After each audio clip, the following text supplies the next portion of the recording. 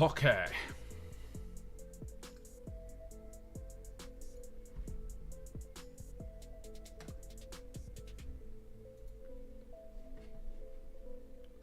Princes of Freedom.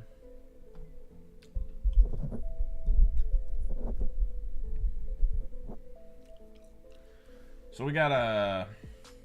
Actually, I should probably studio mode this. Let me double check. There we go.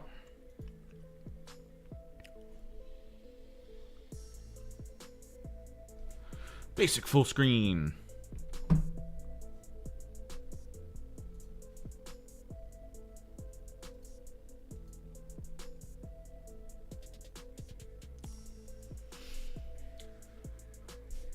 We've got Raptors to continue working on.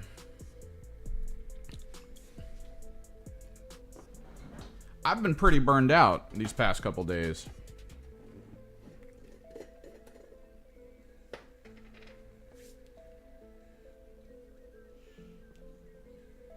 I mean, that'll happen after playing like 3 games of Warhammer 40k straight. And then going from that into 4 games of Kill Team. I do not recommend. I do not recommend.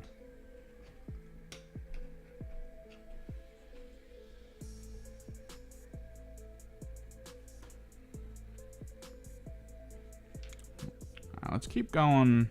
I think the main thing we need to focus on here. Brighten this up.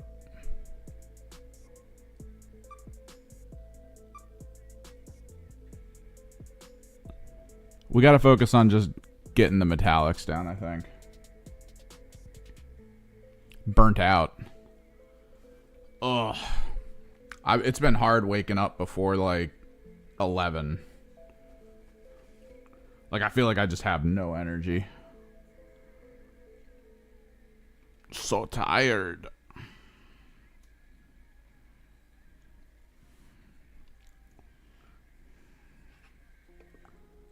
Let's keep going kind of the way we're going. It was just so many games. Very unexpected. But also, like, I guess kind of planned. My buddies were all adamant that we get some games in.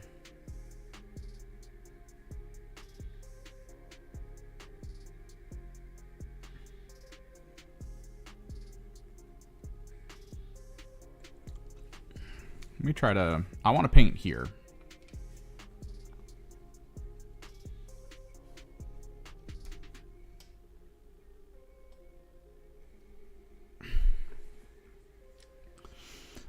Won 2, lost 2. I feel like I lost 2 because, like, I don't know. I wasn't 100% on the rules. And this is the issue of not playing games in preparation for a tournament. Like, I really wish I got more than 1 game in with the Chaos Cults before the tournament.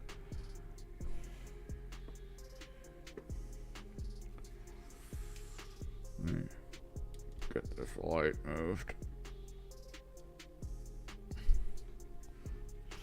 Because I was under the assumption that the stupid rule that the mutants have in the Chaos Cults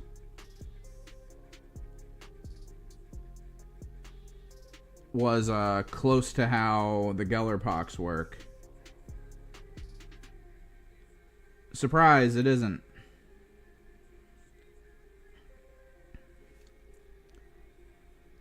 Now, my lack of understanding of that rule didn't end up with any, like, egregious cheating, I guess. It didn't result in me doing anything I wasn't supposed to, necessarily. But my first 2 rounds were in close quarters, and I felt very disadvantaged because I was using the standard dumb rules that the Gellerpox had. Which means my mutants wouldn't be able to open the doors without losing AP. So, like, I felt like I was trapped in the rooms I was trapped in when I wasn't. I could have just as easily activated open doors and charged people.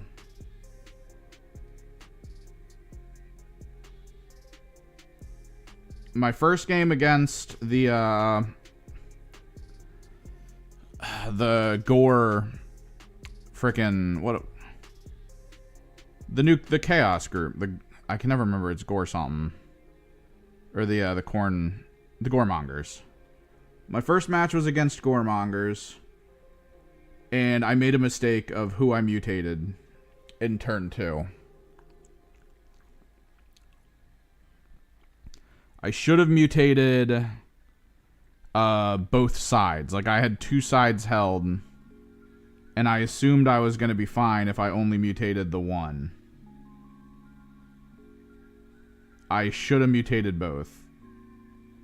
Because I literally gave up my right flank in an instant.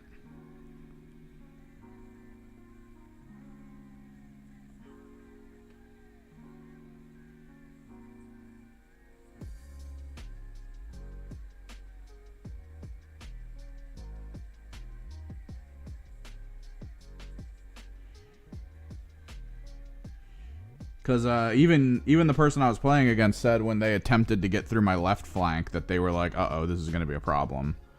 Because they opened the door, they fought my Torment, and immediately died. And they were just like, oh no. So then they tried the other side, and they just got through, and it's like, oh man. I probably should have enhanced them.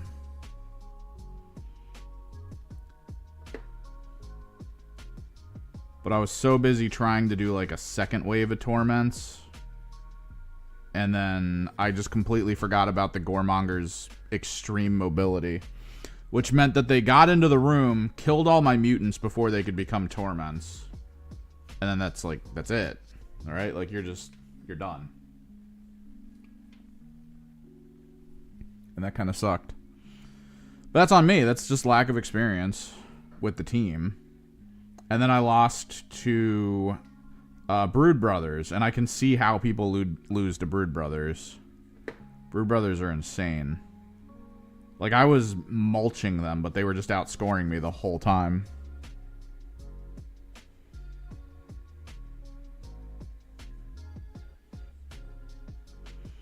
But Brood Brothers was another mistake. That was the one where not knowing I could easily go through doors and charge with big mutants was kind of problematic.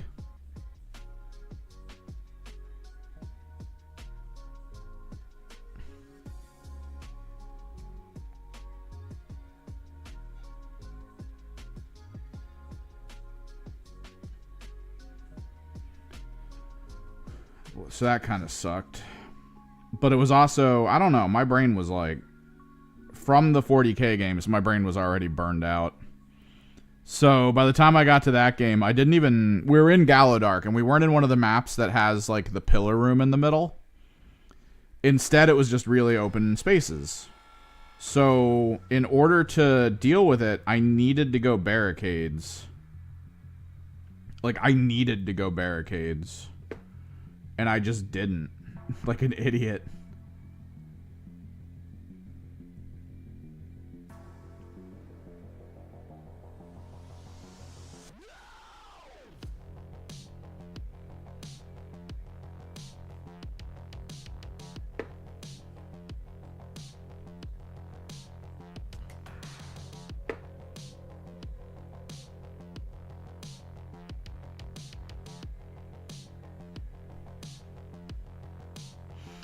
What you up to, Broshi? How you doing?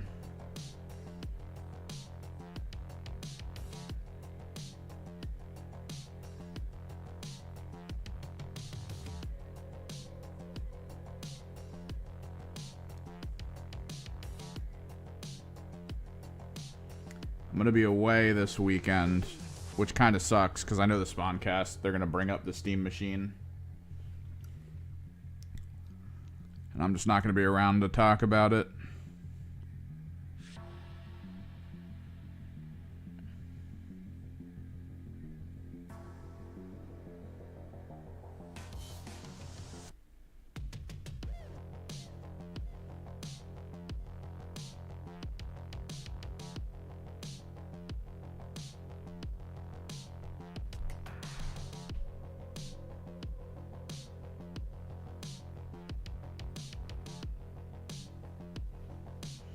You playing Mario Party by yourself?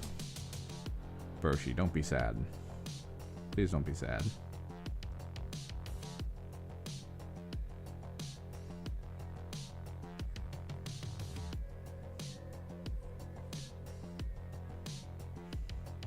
Don't hit me with that tier 2 sadness of a person solo playing Mario Party.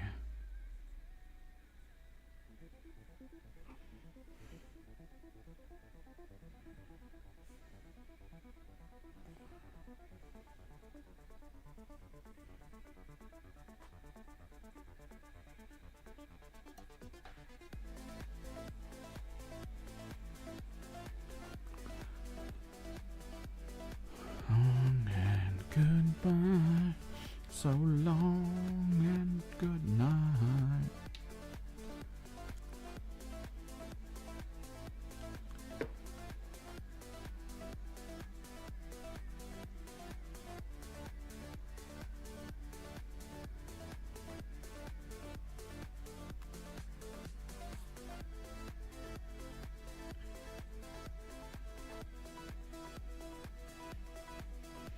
What's up, Alexander?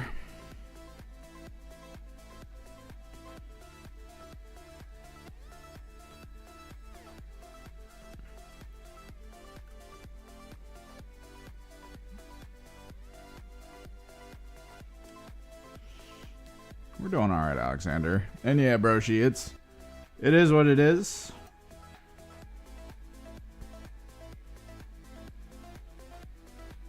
I just wish I didn't feel so burned out. I feel more burned out than I did, though, the first tournament. And I think it's explicitly because the team didn't feel natural for me to, like, move around and do stuff with. Like, I felt like I was constantly looking stuff up. And there was a person there who was kind of, like, learning Kill Team. They play 40K.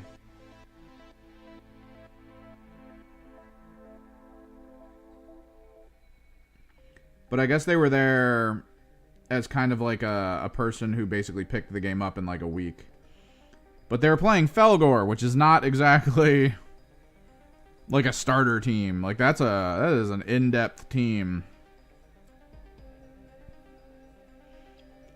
And I know I've gone over how the Felgor is supposed to play here. Like we've talked about it. Probably one of their greatest strengths is that they have 2 characters at least who are able to just do damage without taking damage, which is really cool. And they're like highly mobile. So like that's awesome. Oh yeah, color scheme's coming together. Bleak Brotherhood, baby.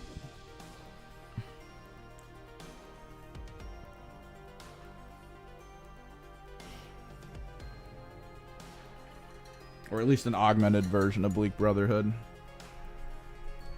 I wasn't sold on just leaving the armor black and blue.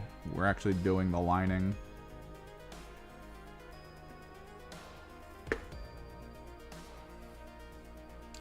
But yeah, my last game was against the Felgor player, which I was really interested in, but they didn't really know their own rules all that much. Like, they had to keep checking them. And we only got through 2 rounds. Because I felt like I was mostly teaching someone. But like that wasn't like a this is the round that determines whether I win or lose match. So like,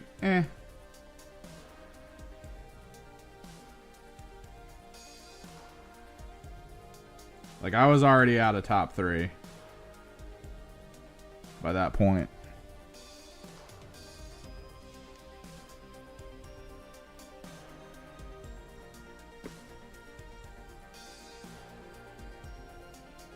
And, like, that's the kind of shit where it's like, I really wish my schedule matched everyone else's so that I could go to their, like, game nights.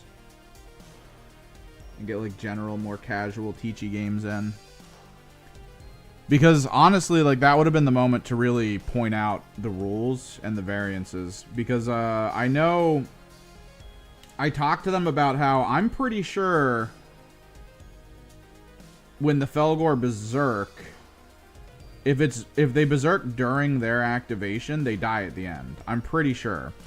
And I know someone was like, oh, no, it's supposed to be the next activation. But, like, the wording is at the end of the activation. It doesn't say next activation. It just says at the end of an activation or counteract, you die.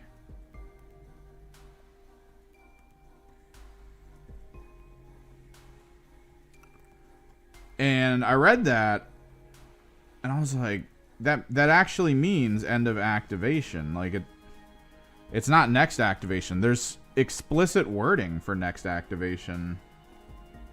So I don't know where the rumor of it's for the next activation comes from.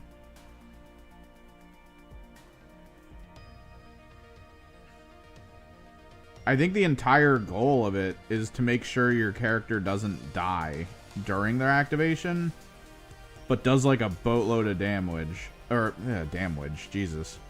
Does a boatload of damage to someone, making them not want to activate and like fight. And if they do, they have a good chance of dying. And even if they kill the Felgor, then the Felgor itself is like, cool, I get to fight in an upcoming turn. Or you can send more people at me and take unwanted damage.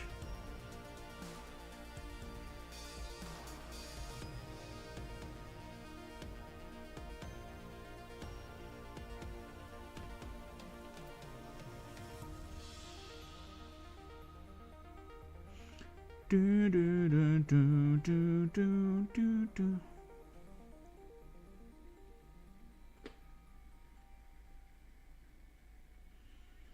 Because, like, the Felgor were a team I almost played. So I was actually looking at a lot of their rules.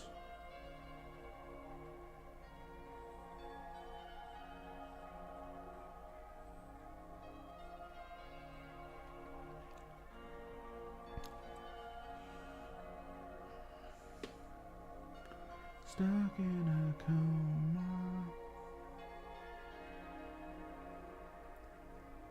I'm going to have to switch to a less fraying brush.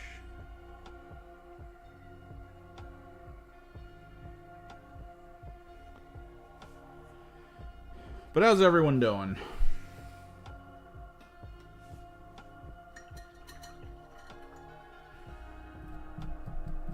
I mostly want to get these Raptors done because of a project I technically have coming my way, where we need to get the Canoptic Court painted. That should be here a little after next weekend. Not next weekend, but not like this coming, but like the following weekend. Because pre-orders were last weekend.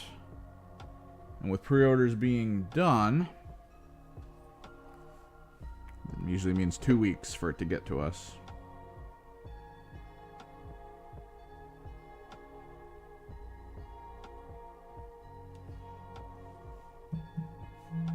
Phone call, as always.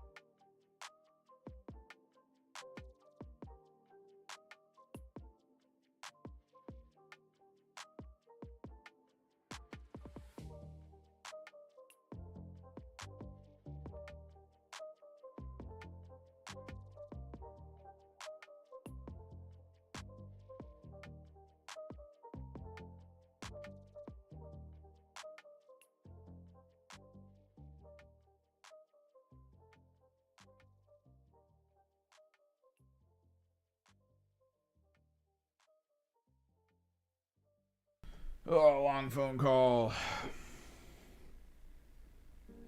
Have a good day, Alexander.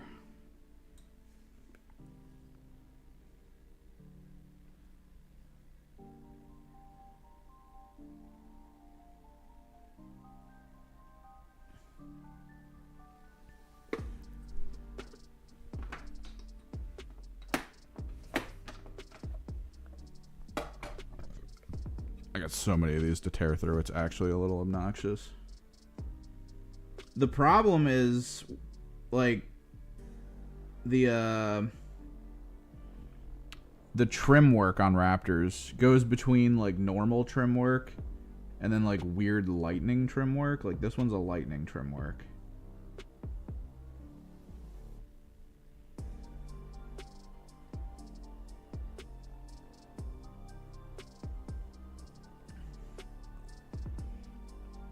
Which makes it a little difficult when you're building it up from like a texture you paint on that kind of confuses the surface. It's very difficult for me to see exactly where I should be painting.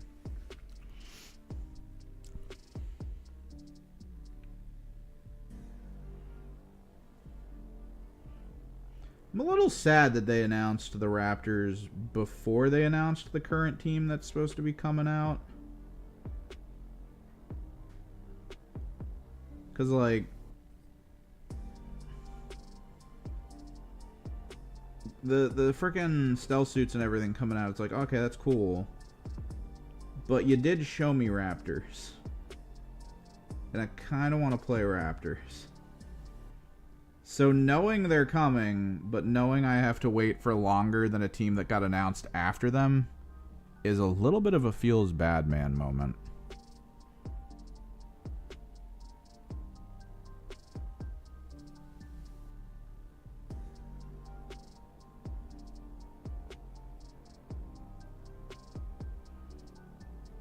Because after seeing the, like, absolutely crazy rules that the Space Wolf Scouts get and the stealth suits, God, I want to see the Raptors rules. They hinted that I'm supposed to be able to pick enemies up and move them places, which is not common in this game. Very few units are able to do that.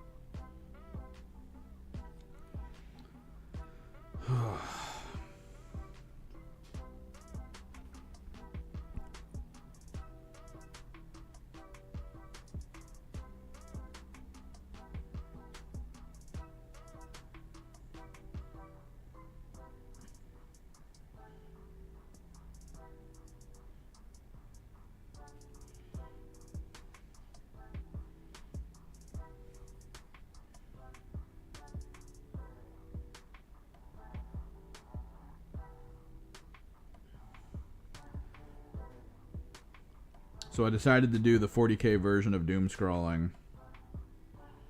And I decided to try to look deeply into the teams for the Thousand Suns that played in Worlds. Because I'm a Thousand Suns player and I'm interested in seeing people's opinions on how the list works in tournament settings. Because if you feel like everything you're doing as a faction doesn't actually achieve anything good, you start to feel like there's something wrong with the balance and the rules for your detachment. Or even your overall faction. And I was like, let's doom scroll this.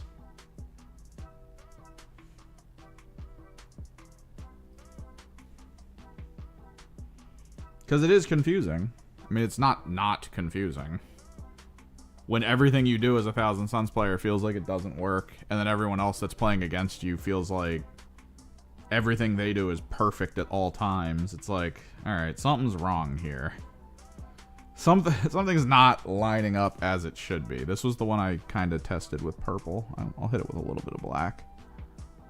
The purple shouldn't be a big issue, though.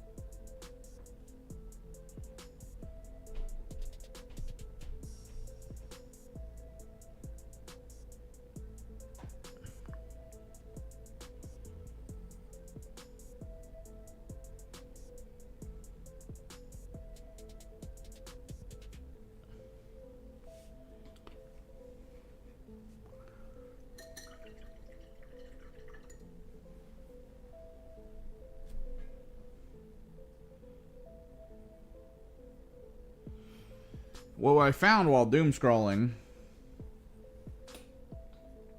was apparently the only list Thousand Suns have anymore that is able to, like, do anything on a competitive level is just a stat checklist, and that's it. It's literally just all Terminators.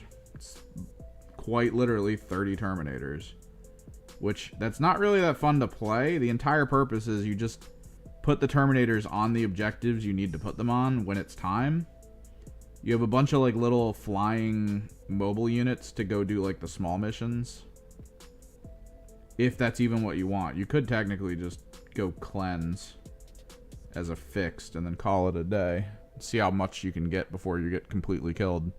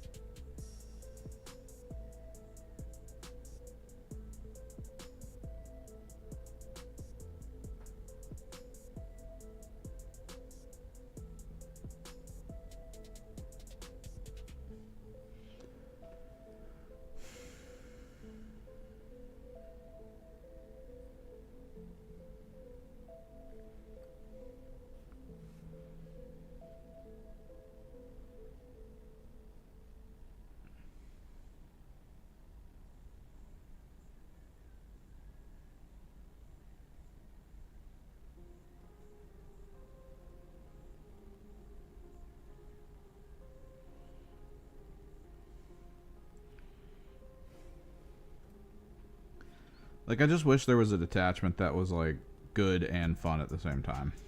That's all. That's all I really want.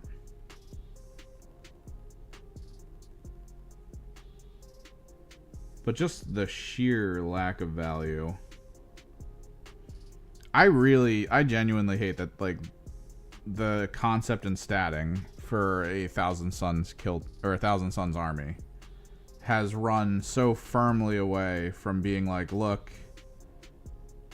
you're if it fails, and it fails like in a bad way,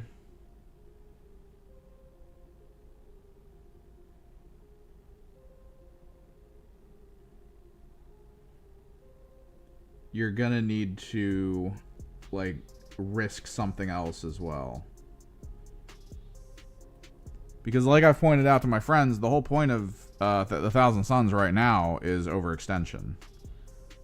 Like, if you need something to happen, you have to overextend to it to make it work. If you need one spell on someone, you need like 3 sorcerers staring at them. And then they got rid of that. So like, now it's, well, I need this spell to work or nothing's gonna work. And then when it doesn't, you now have a squad standing out in the open who's gonna do like 40% less damage. Which, that's not good. That's a dead squad.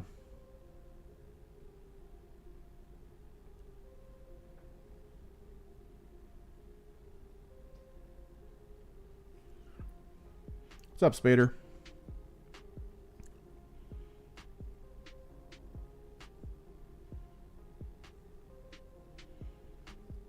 It's like, I really don't know what to do about Thousand Suns in tournament play. I don't want to play 30 terms. I might play the Armored Division Thousand Suns, because I do feel like Armored Division at least does good things.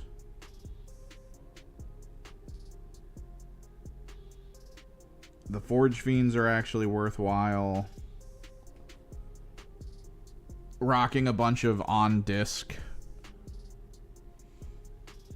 Enlightened and stuff. I came across an idea when I was playing at my buddy's house. We did a bunch of different like 2K games where it was 1K split 4v4 or 2v2 situation. I realized you can do 1 Enlightened on disc. Well, not Enlightened, but Exalted, there it is. Exalted Sorcerer on disc. You can do it with the upgrade of the 12-inch Lone Op. And then you do another one with the increased range enhancement, and then you give him Zangors, because then he has 18-inch Lone Op. And he's the one that gets to sit back with like the Forge Fiends and like the long-range stuff. And I think that's not a bad way to play, with like a semi-aggressive sorcerer up front with maybe like a Hellbrute, a Mauler Fiend. Just like being obnoxious on the front line. Maybe the try to play kind of in the range of like a Vindicator. So you can give the Vindicator the rerolls.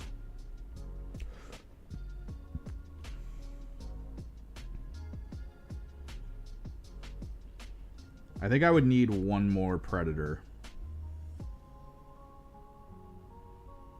Because I would probably want 2 Las Cannon Predators or something on the back line.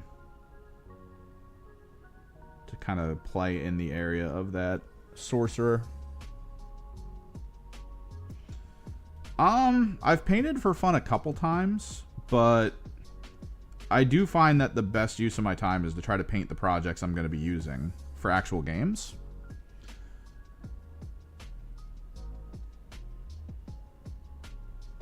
The trick for me is it's never pile of shame, because like I don't outpace my painting with my purchases. I know people who do, and I mean, it's a thing. You know, buying like 3 spearheads for AOS and then painting them like slowly 1 spearhead per every like 2 months. It's a thing. It's not something I do. I'm a little bit more restrained for my purchases. Granted, if I get a good deal on some models, like if I get a really good deal on some models, I'll try to grab them, but then it's like, I gotta wait.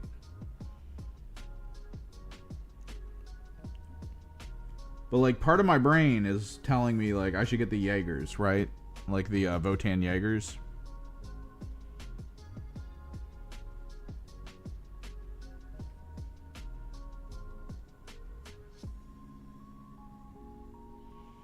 But we're already painting the Raptors, so like I'm not driven to get Jaegers necessarily. I'd rather get these Raptors done.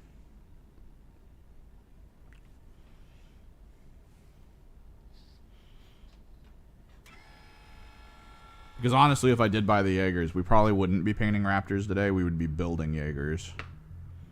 Which, I mean, like, what am I achieving by doing that instead of painting Raptors?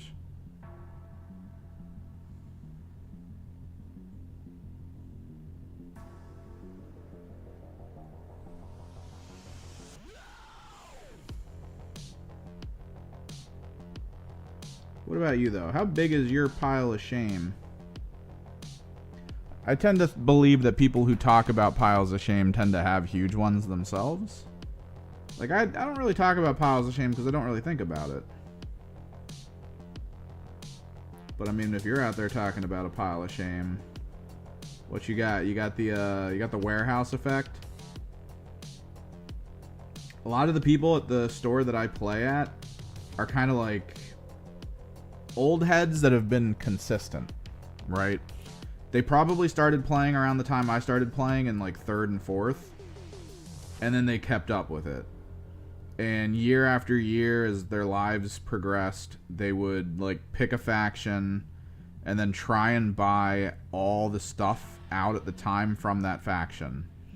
And then if a faction they had got a new unit, they would try to get their hands on, you know, like 2 or 3 of the new unit. But they would never build. Because they would only ever build and paint if the plan was to take it to a tournament.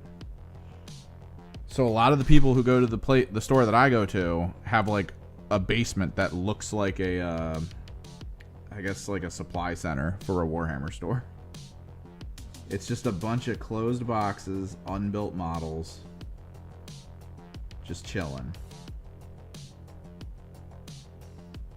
And what tends to happen is either someone around them a few years later, like me, goes, hey, I need some Zangor Enlightened. And they go, oh, I got some Zangor Enlightened. I'll sell them to you for current MSRP or whatever. Which means that they actually churn a profit because they probably bought it when it was 30% cheaper. Or their brain goes, I want to play Tzeentch. And then they just crack all the boxes and build a whole entire army in one go and then have to paint it real quick.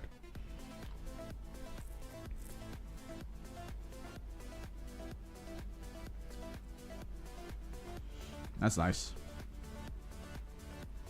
One of the people from my local store was actually featured in a Tactical Tortoise video recently. He went over a bunch of lists that were winning tournaments. In particular, Tyranid lists. So he went over our buddy's Subterranean Assault list that he won a small tournament with. And literally that was the same thing. That's literally what I'm talking about. That guy plays Necrons and Death Guard normally. And recently he looked at the Subterranean Assault list and was like, oh, this could be fun. So he cracked open all of the Tyranid boxes for what would make his list, built them all in like 3 days, and then picked a paint scheme and has been painting them that way for a while. They're like a brown and khaki paint scheme.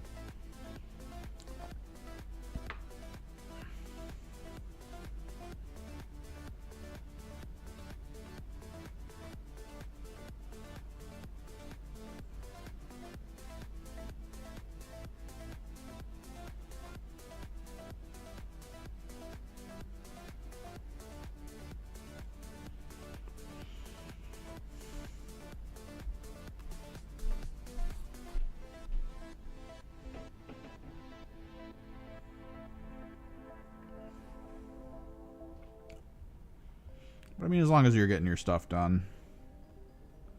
What you play specifically? Mostly Space Wolves? Or are you more just about, like, painting models? I've been told about Crisis Protocol.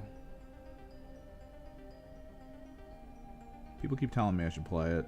I just never do. I'm playing too much as is. And I'm getting talked back into playing Underworlds recently. Some of the locals are looking to get back into Warhammer Underworlds.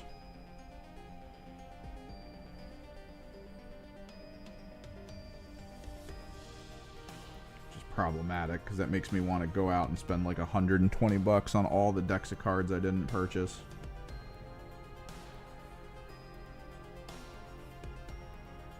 Although, to my understanding, a lot of those decks of cards have repeat cards in them. So, like, one deck will have certain enhancement cards, and then others will have the exact same type of enhancement.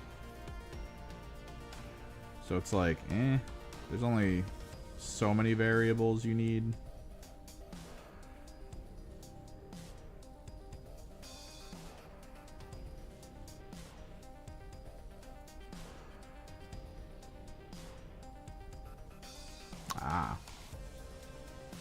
You at least get some games in, though? Because, yeah, my local area is mostly 40k. We're starting to do Kill Team a bit more. Which is pretty poggers. We're doing one, like, monthly tournament so far. Or, like, bi-monthly. I think he said the next one they're doing is on Monday, so they have more time. That's going to be huge. Holy crap, fitting 4 rounds into just a small amount of hours is insane. Especially because it's 4 rounds. Honestly, it should be by score, like score tracked, and then 3 rounds. That way we can have like a little bit of extra time to really like plan and strategize. I don't know. But God, 4 rounds, so burned out. Oh. I mean, 40k has combat patrol. If you've got the people for it, you can try around if you have time for it. Although there are, you know, a ton of people. It's fairly well known that there's a big cross-section of people who get 40k stuff, who their whole purpose is to just build and paint. And that's fine. At least according to the store owner that we usually go to for a Warhammer store, he talks a lot about how there's like a decent sized cross section of people who will walk into the store, talk everything up, you know, learn about the factions, and then eventually be like, I think I really like this faction, and then they'll buy so much of it. They'll purchase out like almost everything on the wall, and then we'll never see them. Like, they'll never come back in after that. And we assume either it's like they just have it and haven't found the time to build it and paint it, or maybe their whole goal was just to build and paint because they look cool. And we do know people who actually talk about that. That's like their whole thing, is to just build and paint.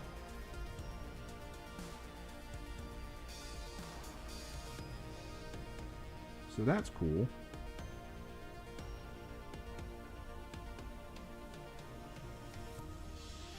I personally love to play, though.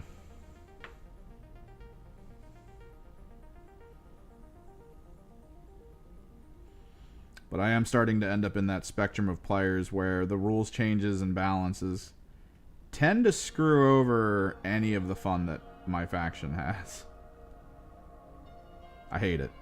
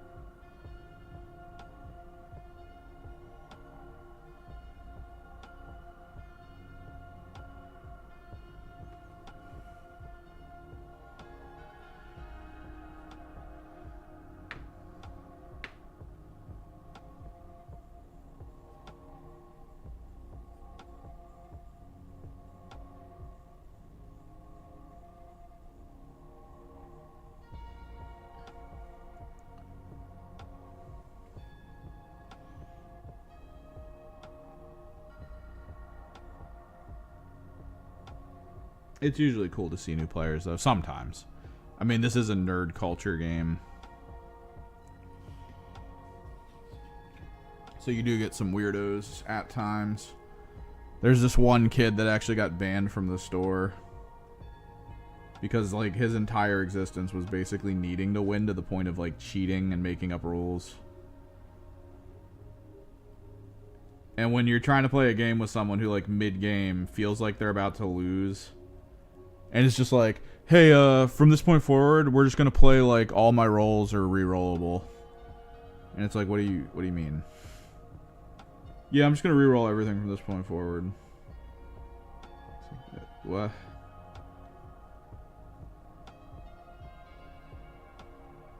They're just like physically moving objective markers around the field and stuff. You're like, alright, dude. Tell you what, you win. You did it, you won. You obviously need this victory more than I do.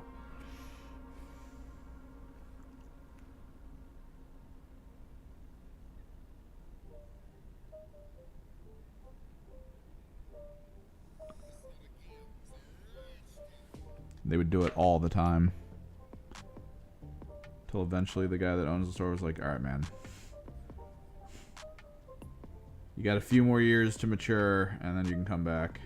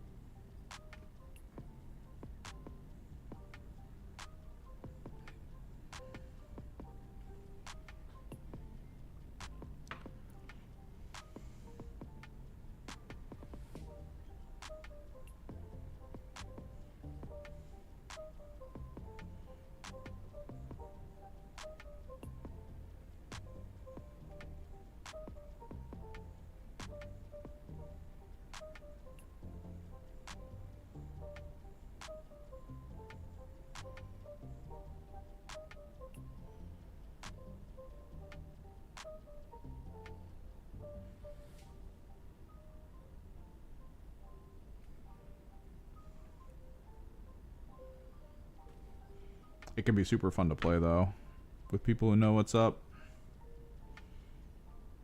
My buddy's getting into his Blood Angel arc as well, so that should be fun.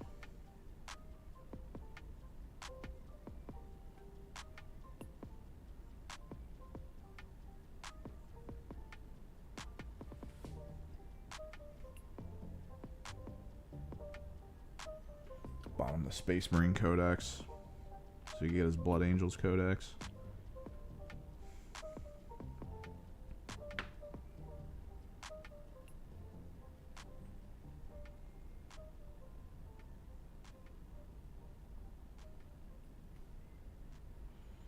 Yeah, man. Blood Angels. Frickin' Space Marine Angel Vampires. I think there was a guy at a cosplay contest, I want to say in Japan, who won as Sanguinius, Primarch of the Blood Angels.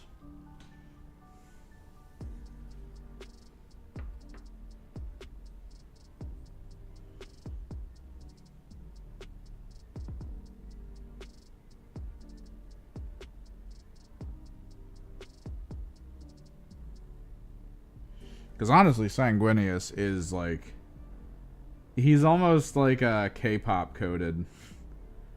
Like he's always been the way he is in the stories. So it's not like they changed anything about the culture of Blood Angels and Sanguinius. But Korean culture has moved into this like realm of, you know, male makeup, trying to look and like very appealing, putting effort into basically the way you present yourself, which for the average person is like whatever. But Sanguinius was all about looking effortlessly like dude hot.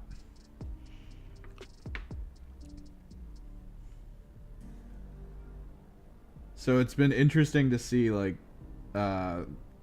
Korean and like Japanese culture and stuff almost flock to the Blood Angels. Just weirdly and out of nowhere. Simply because of the a sort of like aesthetic cultural match. Which is kind of cool.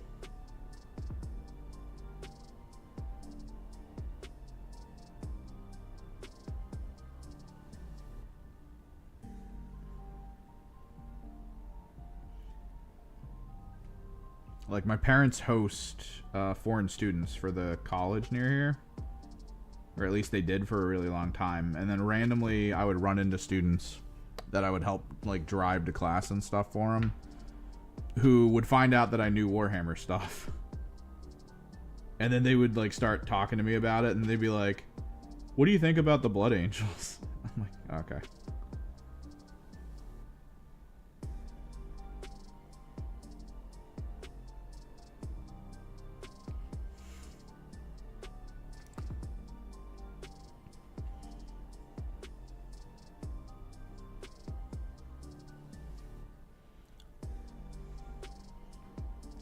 Nothing's more badass to so many people than the Sanguinius speech.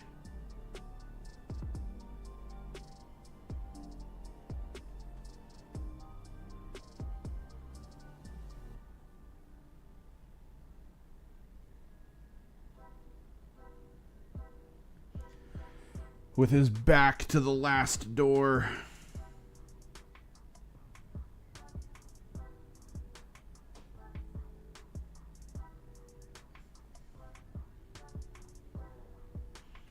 Rather than pleading with the soldiers to remain and die, letting them know that they could leave, that they've already done more than enough, and that he'll gladly die standing there regardless of their decision.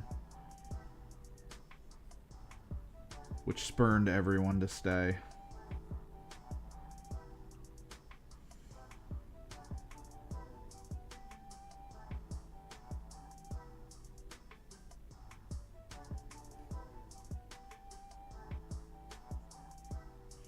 True aura farming before aura farming was a thing.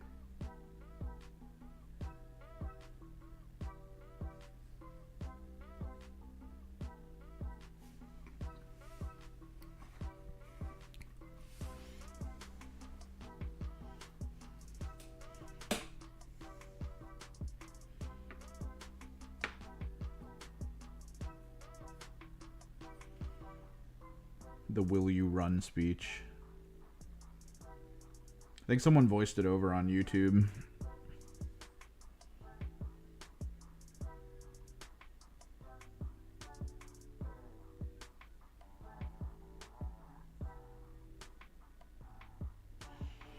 I can play it for my Twitch peeps.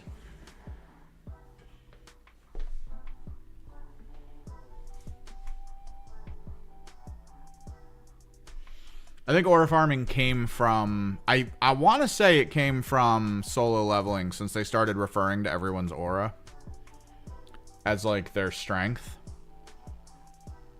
And then someone just started calling, like, aura farming as a thing.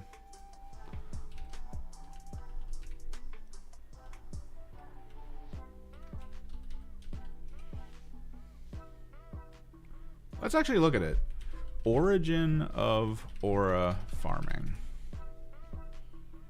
Originated from a viral 2025 video of an Indonesian boy performing a rhythmic dance on a racing boat during the Paku Jalur festival.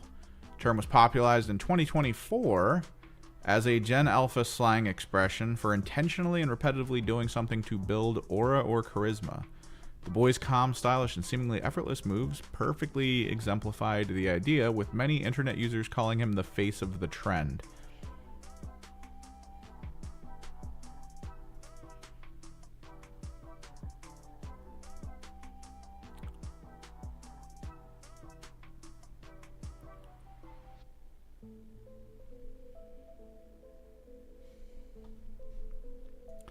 So I guess it was just something people from a generation started saying, and then it got personified.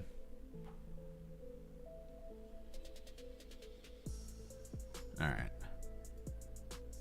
For the Twitch peeps, pause the music.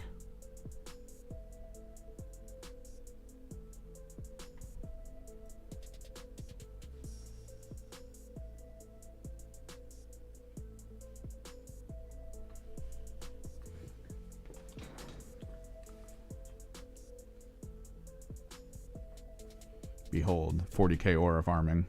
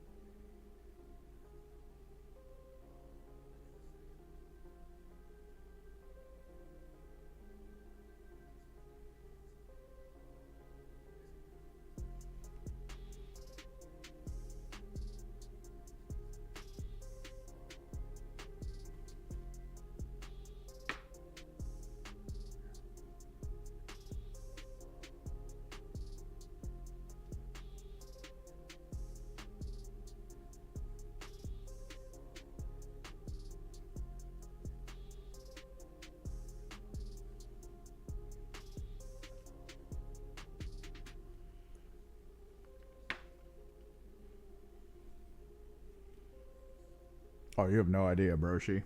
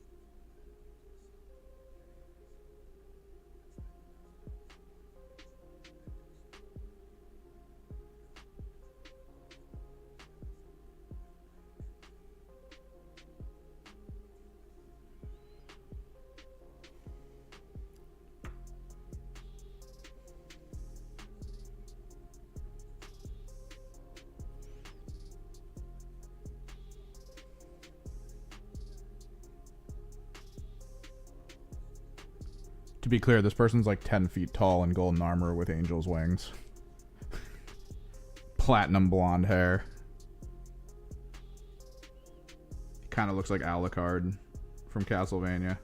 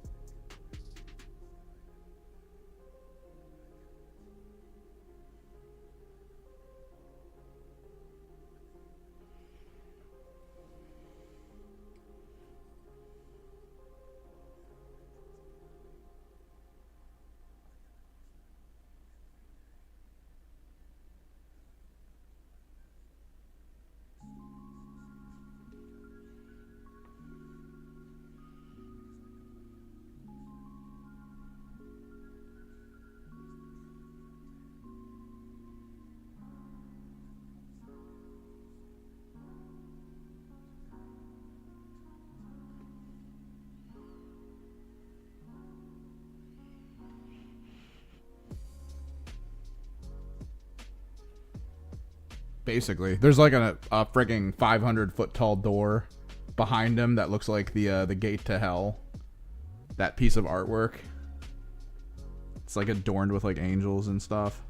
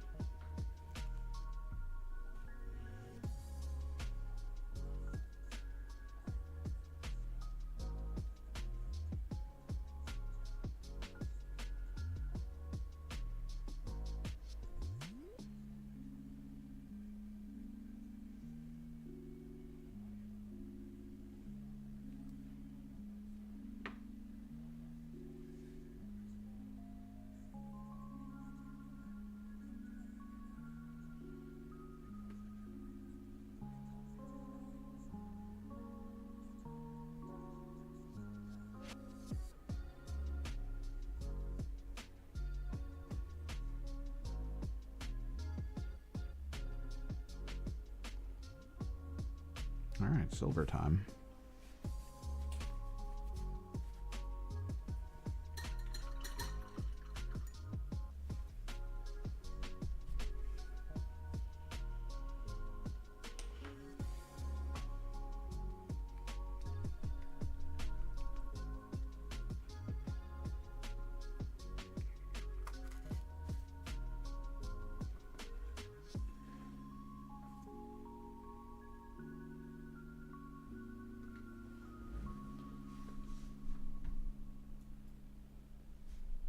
So yeah, hard 40k aura farming.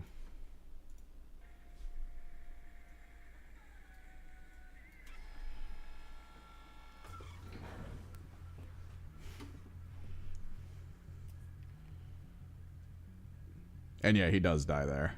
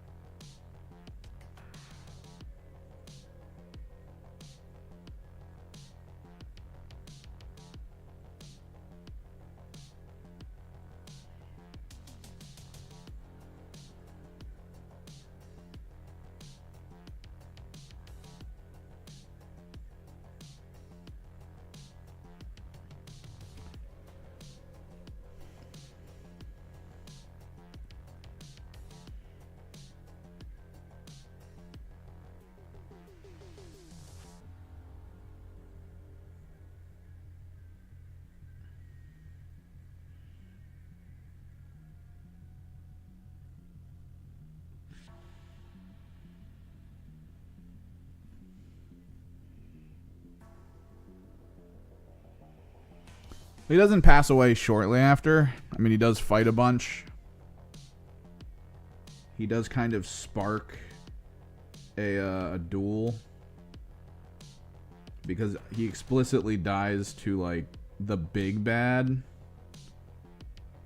And he does it on a ship.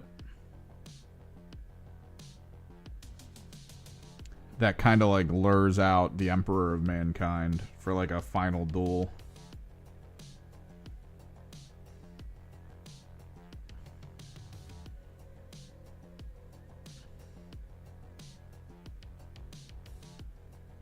Poggers.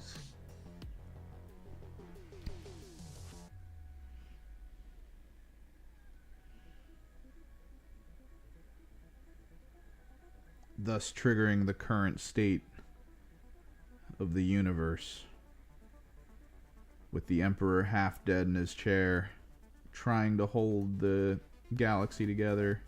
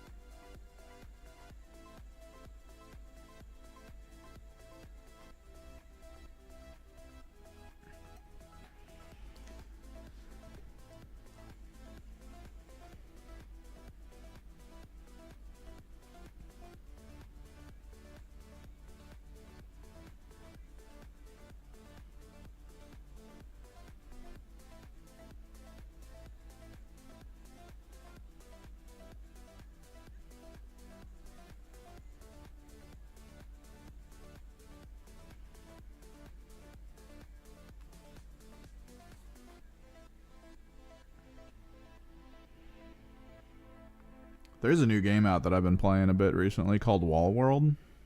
Specifically Wall World 2. I played Wall World 1 back when it was first released. It was pretty cool. They added a lot to Wall World 2. I didn't even know it was coming out, though, which is kind of crazy. Because I did enjoy the first one quite a bit, and then out of nowhere, I hopped on Steam, and Steam was like, yo, you want to buy Wall World 2?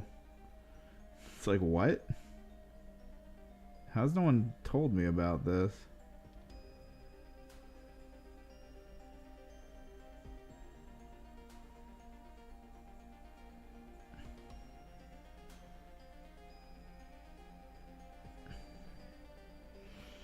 It's one of those like resource gaining games where you're supposed to like mine into places and you'll find resources and upgrades and stuff for your vehicle. And you have to perform a mission, and when you complete it, you can extract in your vehicle. But like the world is, as stated, a wall world. Apparently it's just a sort of a planet that has just one giant wall that exists within a bunch of clouds. And I think humanity moved there or something.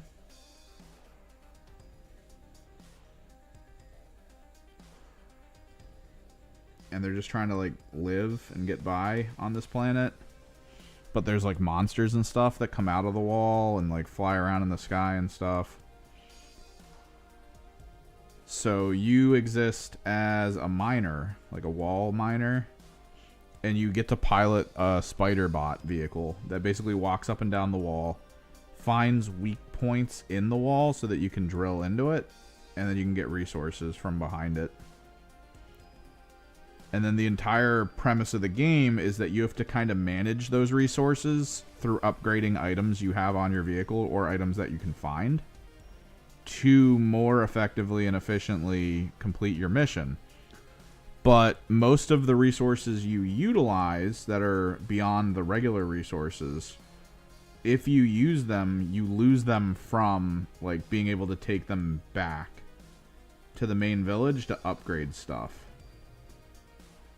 So you have to kind of determine like, oh, I need to use this advanced material to increase the quality of my heavy machine gun or I'm gonna die.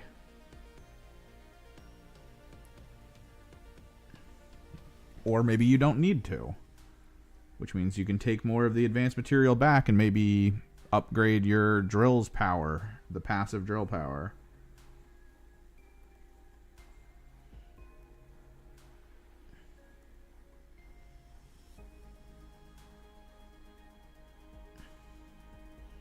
Maybe buy a new upgrade or a new item you didn't have before. Increase the shields for your vehicle. Buy a different format of travel for the vehicle.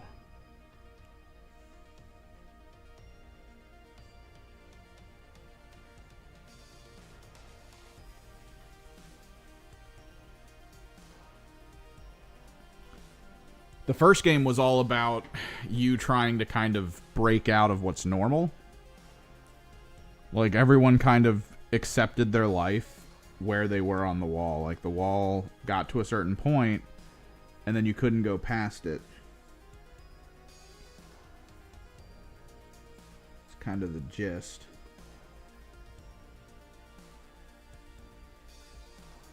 Let me try to look at this, see where the silver should go, if it should go anywhere.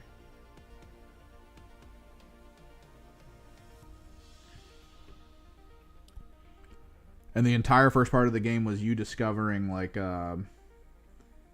stuff left behind by a bunch of scientists, going over the possibility that you could go past a certain point on the wall.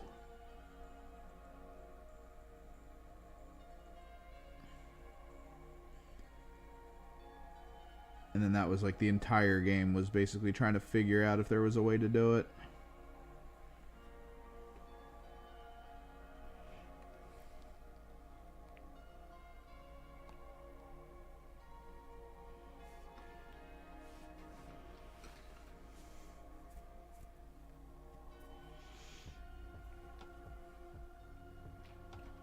Let's get some of these little things done. What time is it? 3:14.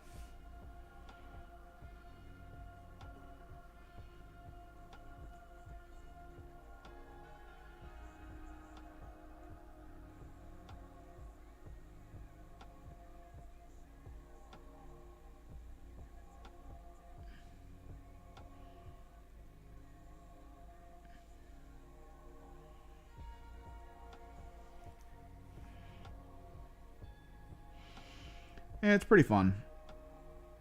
It's pretty relaxing. I should probably get back into Arc Raiders, though.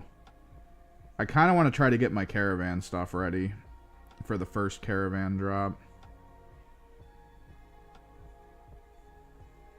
I was thinking of it, and I was doing really well. But then I don't know. Arc Raiders felt like it was taking up like a ton of my time, and I was trying to get other things done. I'm trying to get back into like illustration work. I'm trying to get these guys done. I needed more practice for that kill team tournament.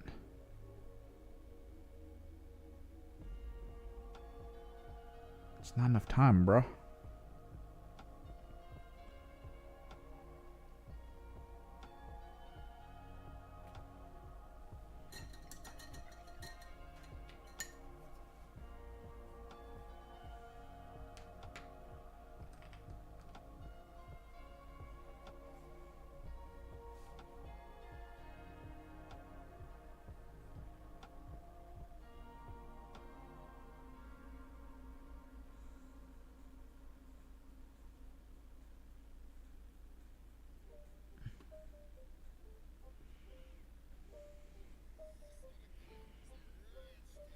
Yeah, it's cool. If you're into that kind of thing, it might be right up your alley. Definitely take a look at it.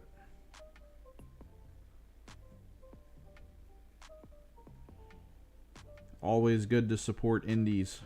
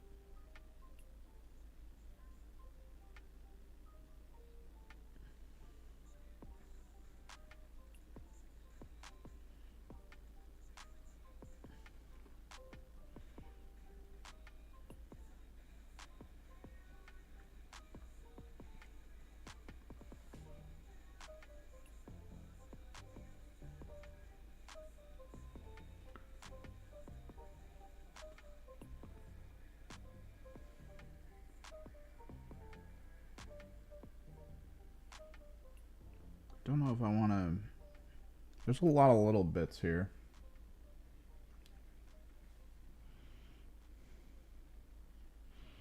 Yeah, but Dave the Diver is technically big publisher.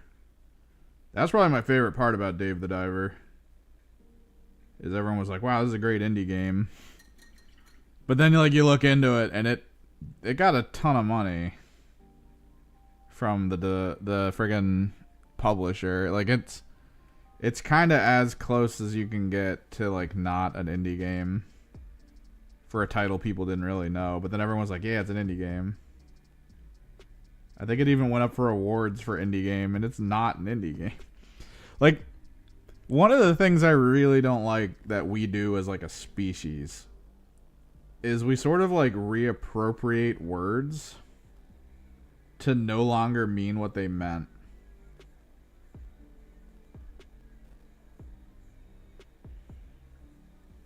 Right? Like, it's kind of wild that we keep doing that.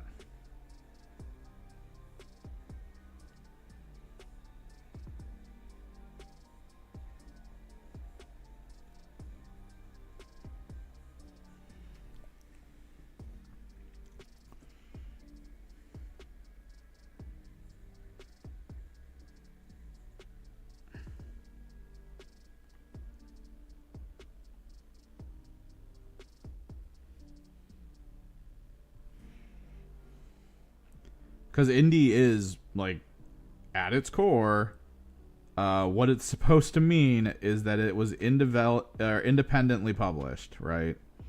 Independently published usually means you figure it out, right? Like, you publish it. But then somewhere along the way, someone was like, well, can it just mean, you know, like, small budget? And that's where we are now. So, like, technically, if EA gave a budget of, like, $100,000 to a game, EA made an indie game. And it's... I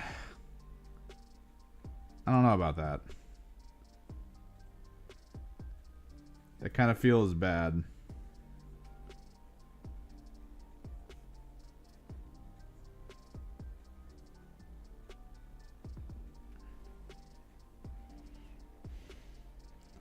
Or, and this is the worst part about it, technically, if any company, like any big company, makes a game where they're like, let's use 16-bit graphics or something, like, to a lot of people, that's an indie game. And it's like, oh, man. Because that is kind of what people seem to be leaning into, is this idea that it's like, oh yeah, if it's pixel graphics, it's indie. Like, I imagine there's people out there who would probably consider, like, the HD 2D remakes of, like, friggin' Square Enix games to be indie. And it's like, nope, it's not what that is. Please.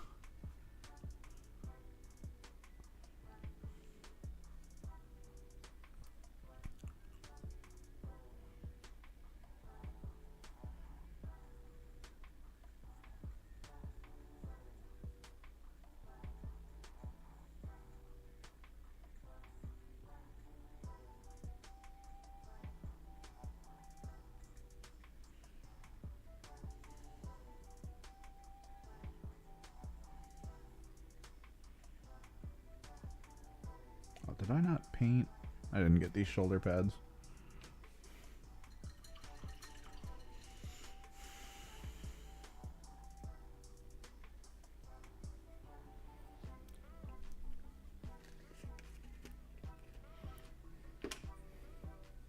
Which, I mean, personally, that gives off the same feeling as, like, the new Skate game. With this music playing for everyone over on Twitch.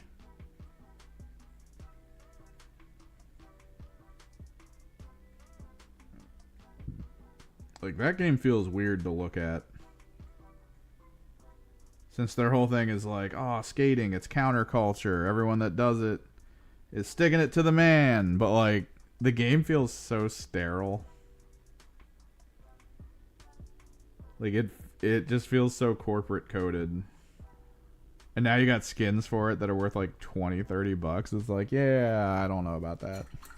I don't know about people leaning into the idea that this is, you know, counterculture at all.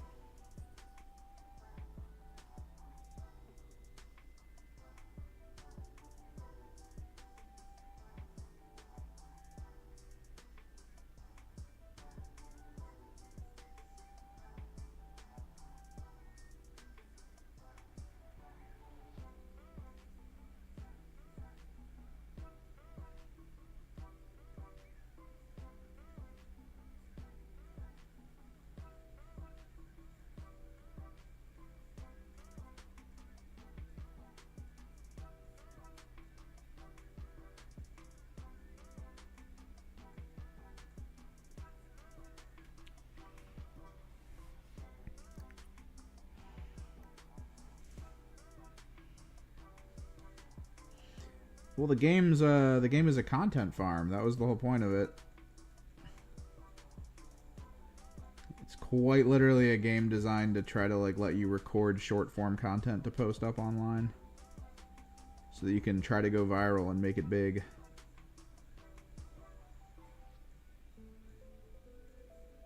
Sort of the whole goal.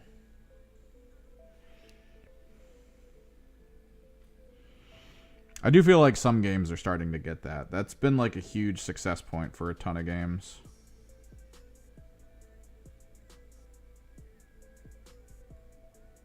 If the game itself creates a ton of really good situations to turn into clips to post online, it tends to help the life of the game overall.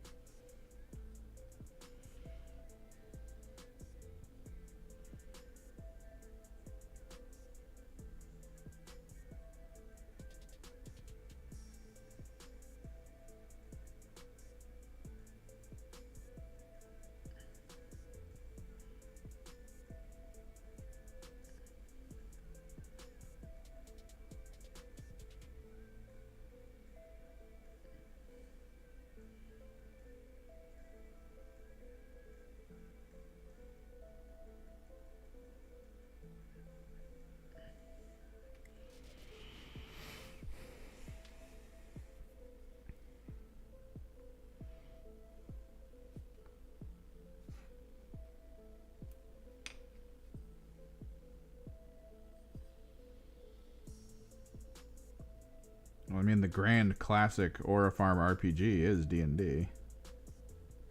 You just got to be creative enough to generate your own aura. Like the character I had, whose whole purpose was to like... Every time we fought a large creature, he would always try to climb the creature so that he could beat it up close. It's kind of his whole thing.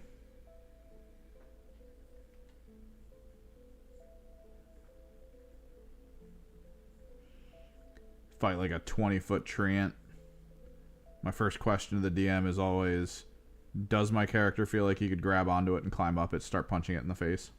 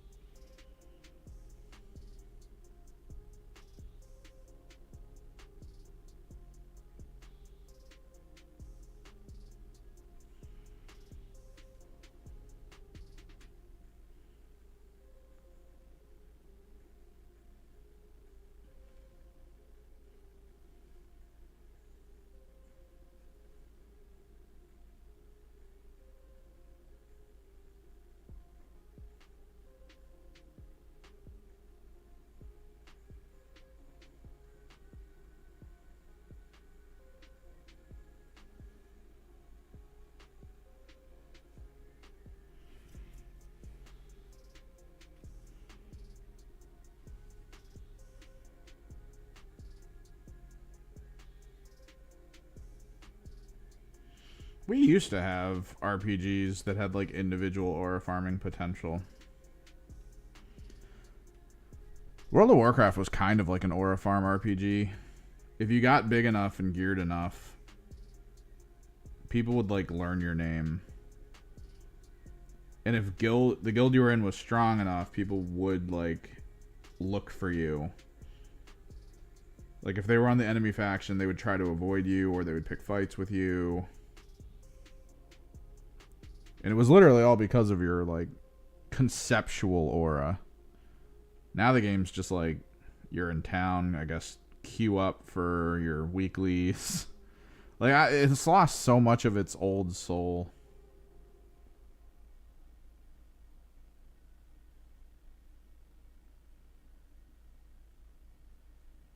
It's weird watching it like take on a lot of elements of like Warframe. Just simplifying the process of get into dungeon, experience dungeon, get out of dungeon, check loot, see if you got any upgrades, move on. Like, I don't know, man.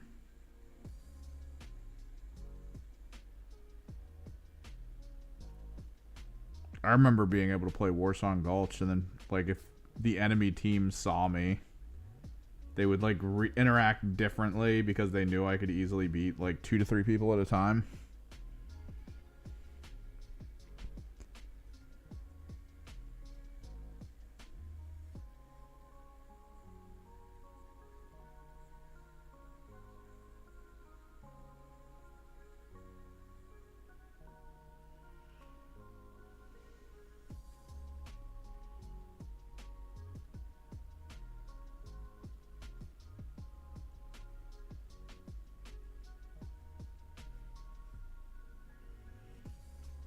You'd get people asking, like if they saw you in town, they'd be like, oh my god, you're from this guild. Are you busy? My friends have been stuck trying to run this dungeon for a while. Maybe if you could help us, that'd be great. We'll give you some mats or something. Like, it was being like the cool named character people knew. Felt so different.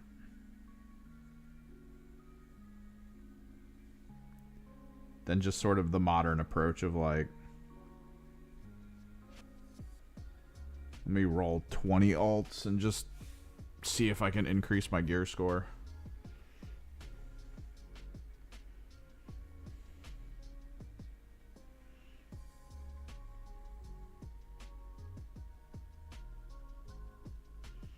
I feel like back then most of us only ever had like one alt. And even then, it wasn't like a good idea to roll alts because of the sheer quantity of things you had to do to keep up. Make sure your character was like ready to go. And then the time it would take for you to roll a new alt just kind of cut into that pretty heavily.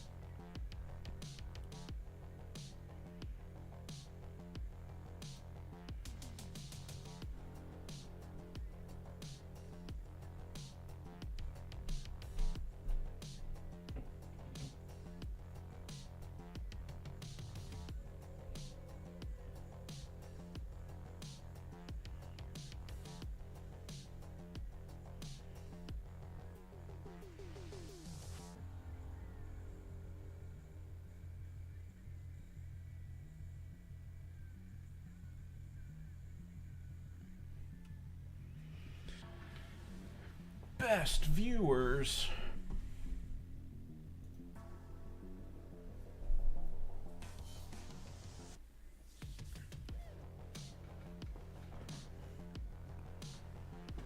Ugh.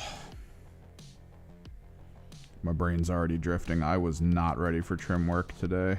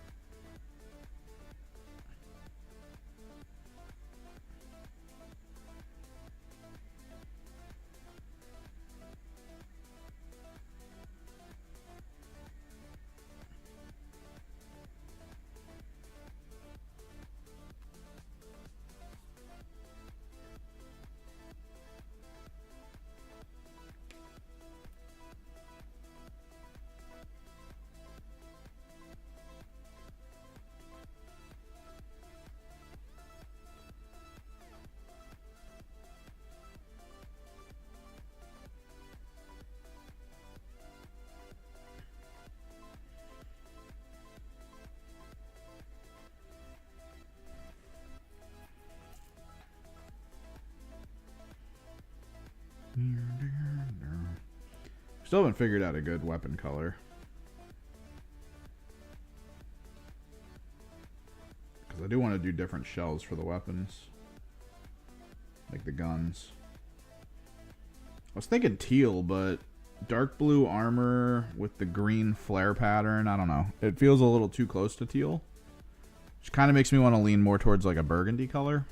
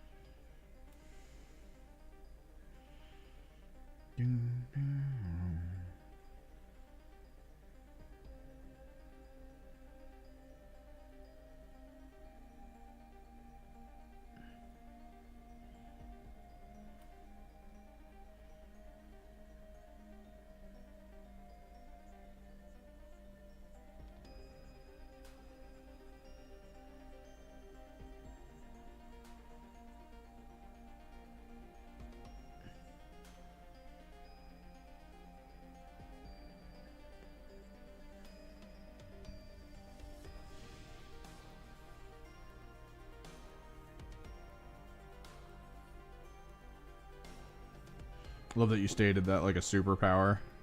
I can see burgundy.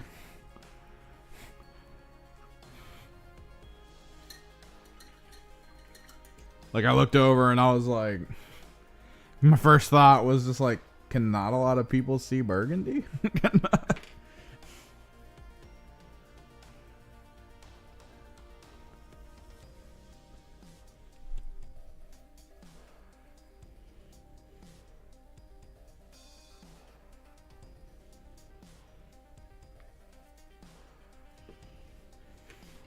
Burgundy, a secret color.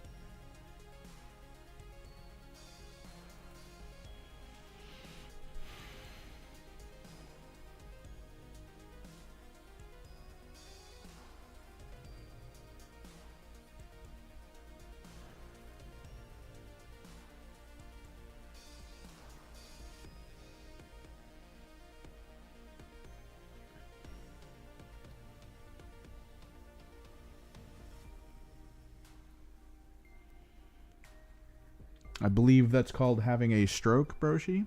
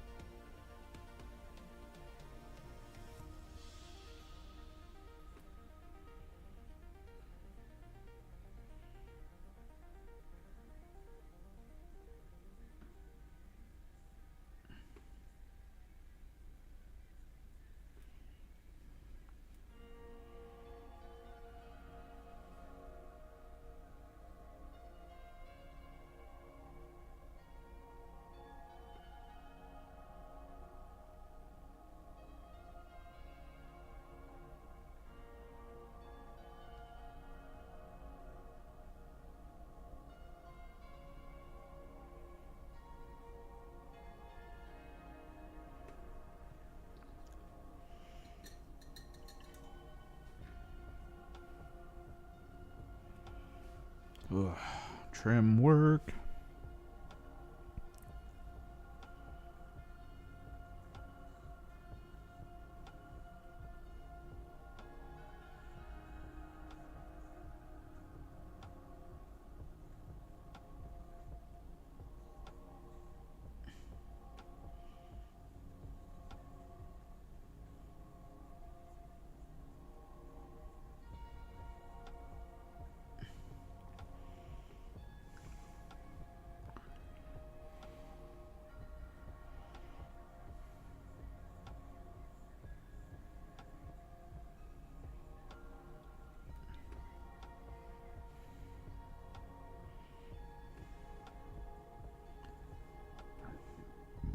I'm definitely super disappointed I didn't get more Chaos Cult games in. I feel like before I played the Mandrakes at the tournament, the last time I had like maybe 5 games under my belt with them. So everything felt way more natural. I was still making like choice paralysis decisions. Ugh. I don't know if I would have won. To be clear, I don't know if I would have won. But I think I would have been probably 3-1 instead of 2-2.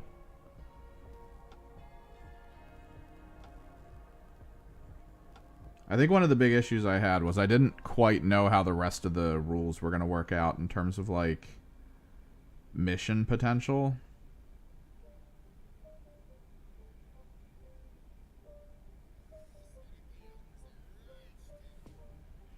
I put so much reliance on plant device, and I probably should have decided on something different.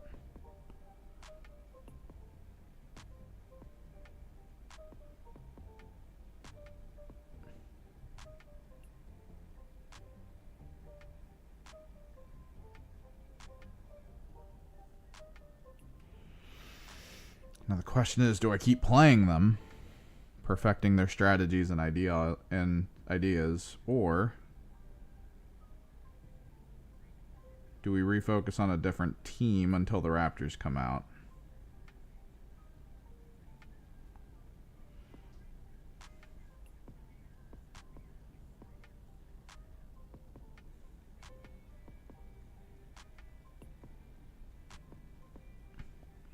Like, part of my brain sees cool potential with the salvagers. I know they're going to be hard to play, but I do see potential with them. I should probably play the Jaegers if I'm going to really want to play salvagers.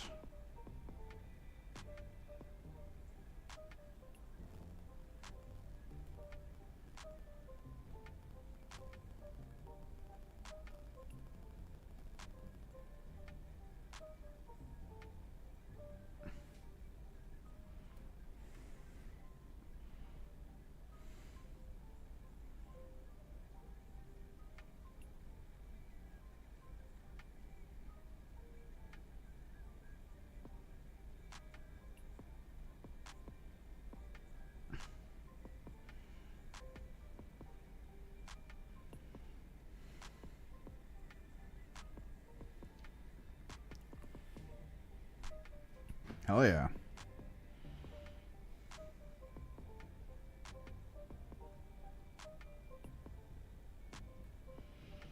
I don't know if they're going to be good. I have a feeling a lot of what's been going on in Kill Team is that elite teams feel oppressive to people who don't know how to play into them. And then once you learn, they're just not hard to beat.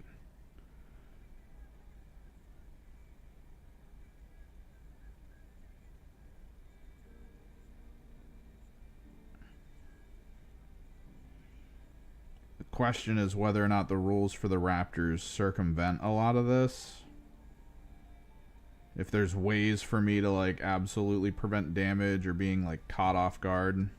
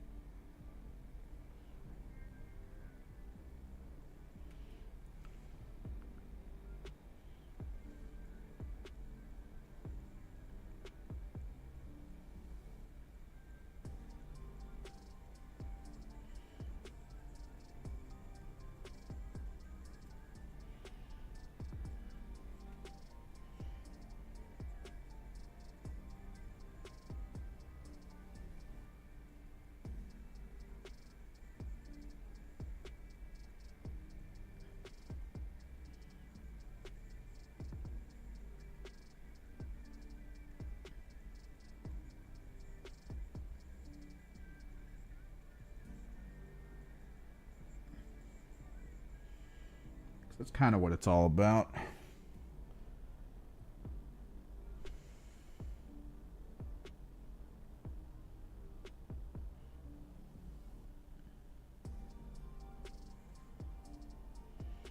Like, the question on every elite player's mind is, after I go and destroy one or two of your units,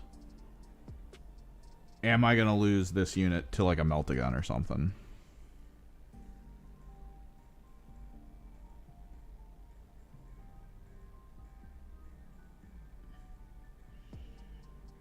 Like, is the loss of this Raptor worth it?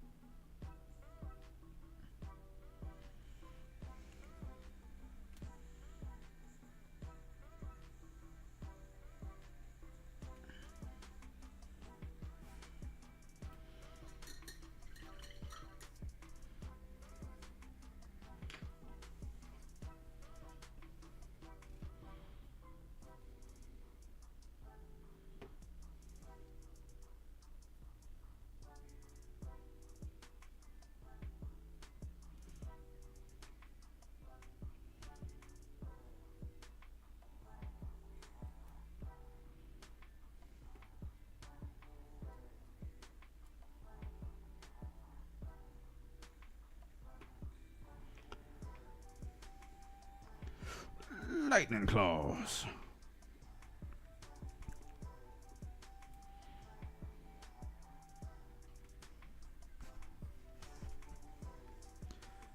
I've been watching a handful of animes, but I think we talked about this last time, Broshi, that like it feels like all these animes are putting their budgets at the top end and then just like phoning it in as the episodes progress. Like that Assassin anime that I think airs new episodes every Tuesday that opened super strong and created like a really interesting world. The writing is just like so jarring now. It kind of does this thing where when it tries to introduce a new concept, it just says it like everyone knows and agrees with it.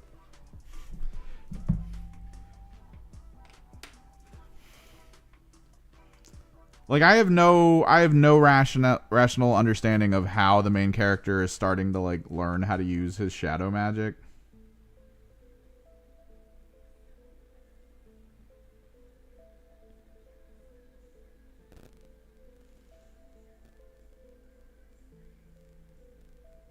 Like he went from being like, I don't know how this magic works, to being like, I know the exact words I need to say to get it to do what I need it to do. And it's like, okay. Everyone he keeps running into is some kind of princess.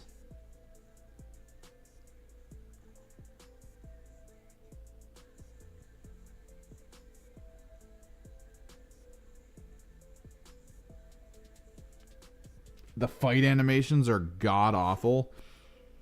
Like the first time they show you like a fight in that entire show, it's like so badass. It was kind of on the level of Eminence and Shadow, like those kind of choreographed fights.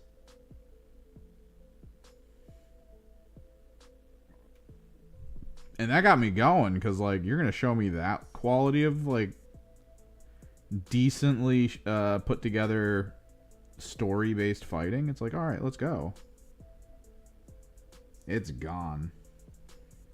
Like episode 2, I think he fights, I want to say in episode 2 he fights that like cat, and it's just like whatever. Episode 3 he fights like an elf princess who uses wind power. That was like the worst animated fight I've ever seen.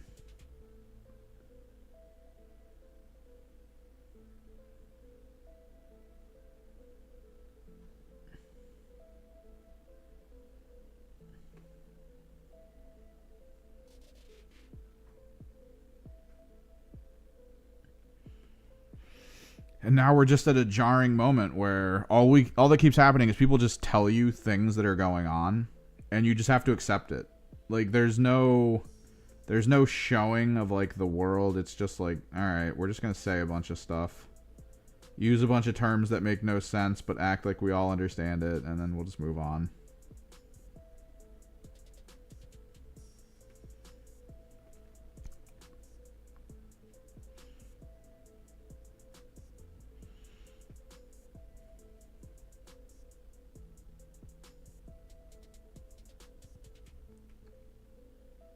The one kind of slice of life anime I was watching sorta doesn't work anymore.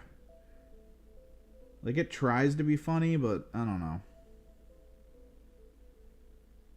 I don't think they're getting it. It doesn't make as much sense anymore. The focus being kind of not on what made that anime great, and focusing on just kind of like dumb side stuff. It's not working for me anymore. I loved the idea of an anime building itself around the prospect of like a legend being written for you by others can be kind of problematic to your life. That was such a cool concept.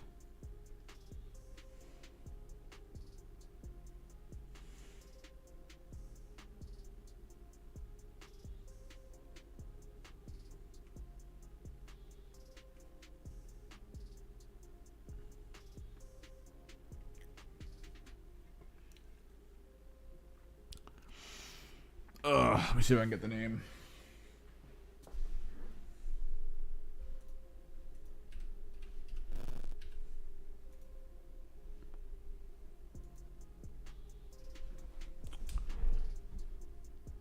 Alright, so that's the Assassin anime. Was there anything else on Tuesday? I thought there was something else on Tuesday. I was trying to get back into the rings, the Ring King or whatever. But like they're so far into the harem side of things that it's like Tales of Wedding Rings. Like it's just at the point where like every 2 minutes it's another harem trope. And it's like I can't. It's so boring.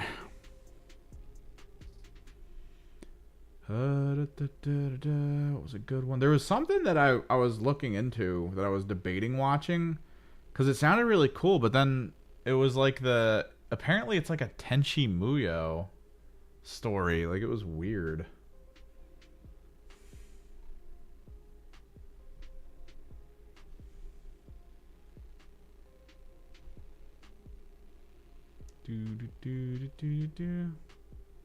Where the hell is this? Mugen Gacha, kind of weird. I thought it would be cool, but it's also getting boring.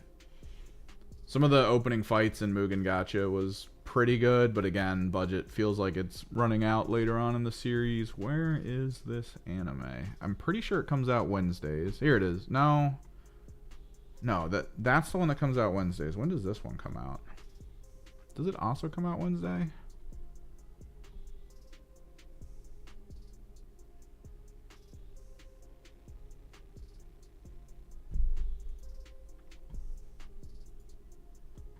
Hero Without a Class.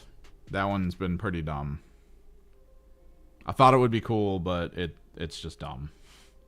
I feel like at some point here, we're going to be told, like, classless is just a class that people don't understand. And that's it. Like, classless is actually just the strongest class an individual can be. Because everyone's like, oh, he's classless. He should be so weak. But he knows everyone's skills. Like, he's like, I'm doing a lot of hard work learning all these skills. But, like, he'll take a day and then he'll learn everyone's skills. He knows skills used by the strongest classes in the entire world. And he can use them. So it feels less like you have access to the skills regardless of your class and you can learn them, and more like his class allows him to do that. But everyone treats it like the other way around, and he talks about it like it's the other way around. Every episode has someone be like, what class is he? And then they go, oh, he's classless. Then everyone's like, oh, nani? Impossible. It's the same every time, like constantly. Where the hell is this other anime, though? Is it out today? Did I watch it today? No. I could have sworn I watched it like 2 days ago.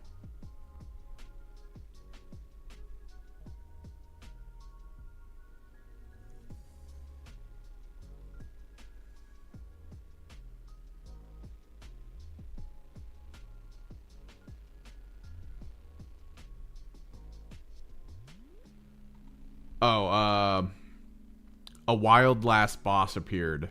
Yosino Last Boss. It was okay.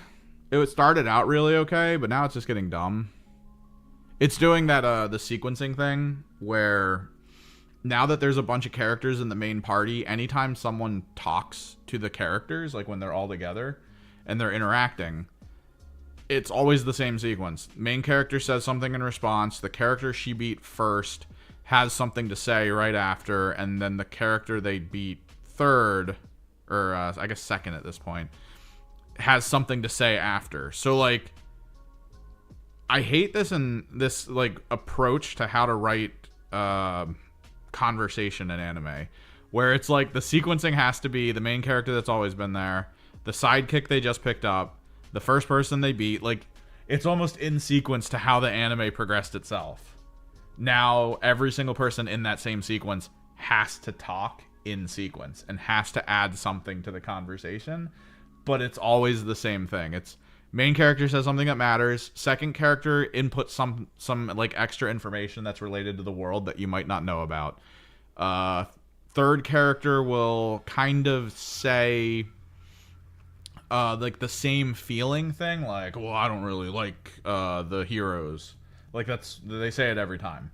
And then the fourth character will be like, changing program to suit this new outcome or something. Like it's every conversation is like exactly the same. It's just so boring. It was really cool at first, and now it's just like really awkward to watch. Oh, here it is. I found it. Let this grieving soul retire. It was a really cool idea, and I think they're just running the episodes now, right? Like, season 2 just kind of happened within like a few days of season 1 ending. To the point where even if you're looking online for the episodes, they don't claim it's season 2. They claim like episode 16 or 17, and they just keep going.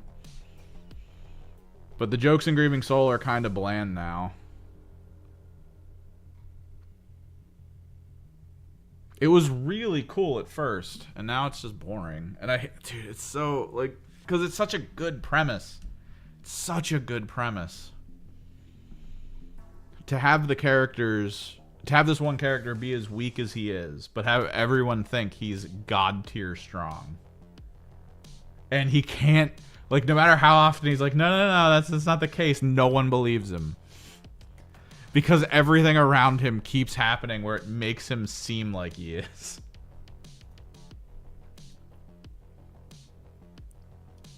Everyone that tries to outplay him loses because he does something stupid that makes them, like, lose. And it's almost unrelated. Like, that's the best part. The whole first season, it was like 2-3 tiers deep of him telling someone something to like do something, and he does it to be like, I'm gonna tell them to do this so that they don't bother me for the next day so I can go to the ice cream shop and not be annoyed. Like, that's his whole, that is the end game of his plan. But then like 2 days later he's in trouble, and then the person coming back from where he sends them happens to have something like unique and special that allows them to win. And they're like, wow, you saw that far ahead? And he's like, oh, God. it was so good.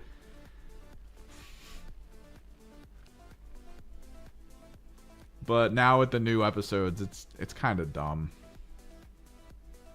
They tried to bring it back because he was talking to mole people. And the mole people say, they just speak in like weird tonalities of like saying the word Ryu over and over again. At different speeds and like volumes. And what the anime decided to do was when he would talk to them by saying those words, it would put subtitles on the screen for what he thought he was saying. And then you would see the results of it, which were always ridiculous. And this happened for a little bit before his sister watched him talking to them. And you would see the subtitles being like, hey, let's not be assholes today. And then it would cut to a sister who was like, he just told them he wants to conquer the world. And they were freaking out about it. And I was like, okay, that's kind of good. But like, the level that got them to that point was kind of dumb.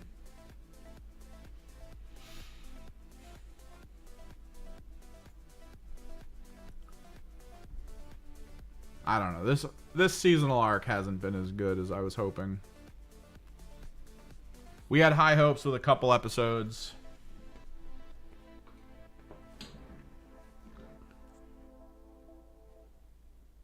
But then as time progressed, like, it just got worse and worse.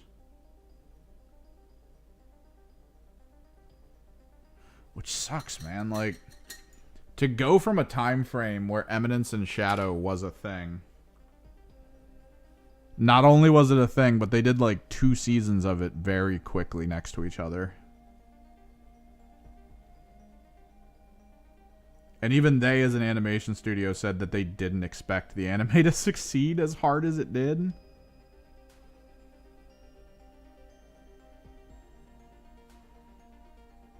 They weren't sure if they were gonna like do another season.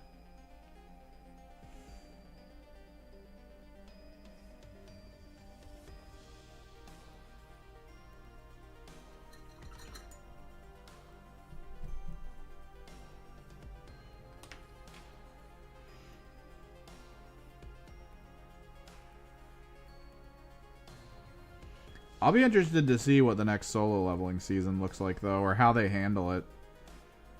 As the anime that, like, kind of defined the last seasonal arcs, right?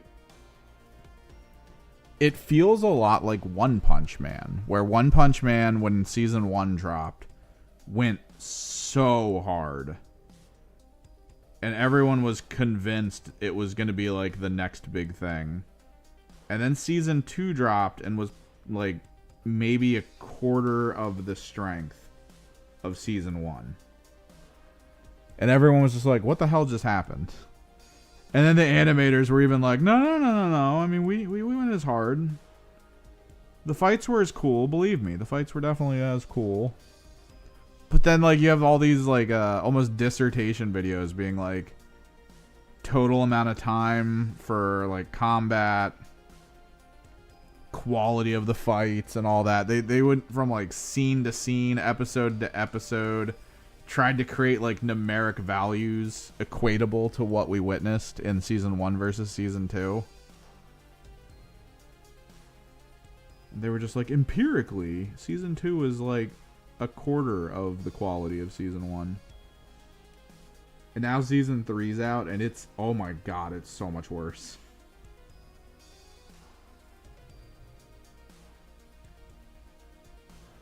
I've been trying to watch season 3 and I can't.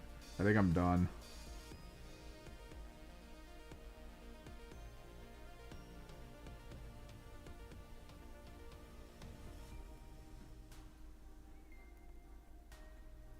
So that's kind of the question. Is that where solo leveling is going? After hitting us with the Ant King fight, are we going to get like mid-tier interactions going forward?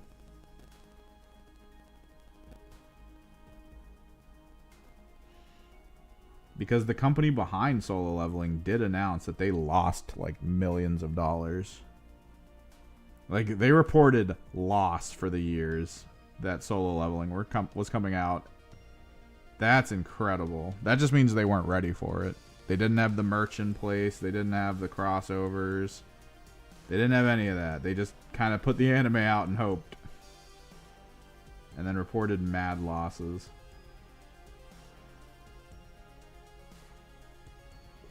Season 3 is really bad for One Punch Man.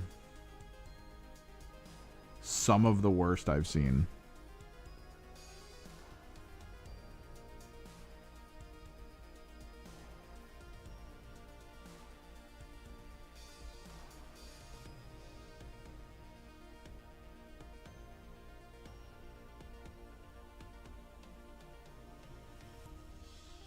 If I were to describe what I've seen of One Punch Man so far, I would say that the animators are hoping it bombs so hard that they don't want to do a season 4. Because they don't. Like, this is them actively being like, please stop watching, we don't want to do this anymore.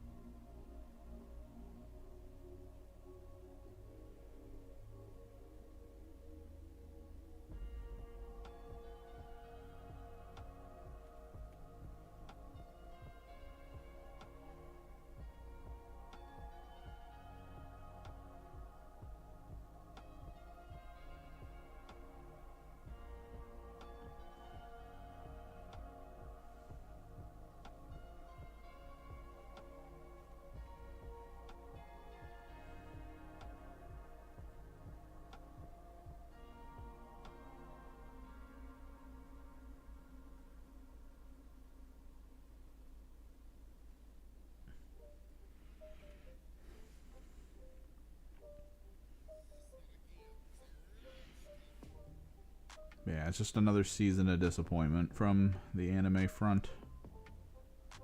Sadly. I wish it wasn't. I really do.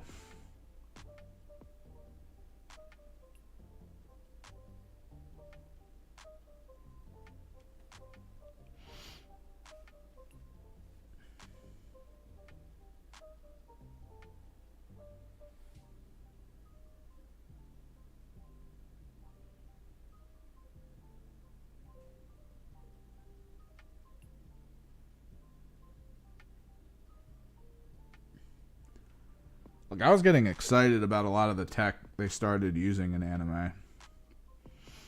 Their methods of, like, rotoscoping, utilizing 3D programs to try to be able to establish, like, higher-end quality combat and stuff without really pushing too hard on the budget. Like, the ability to do, like, these high-end fights visually in a way that they didn't go over budget was just great.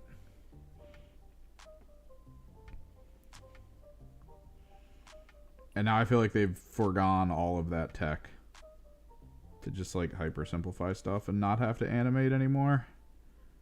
Which maybe is better. I mean, if you consider...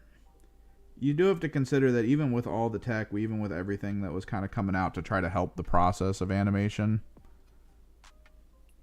it's still one of those like overworked, underpaid situations where animators are like pulling all day shifts and stuff just to get all this stuff out there.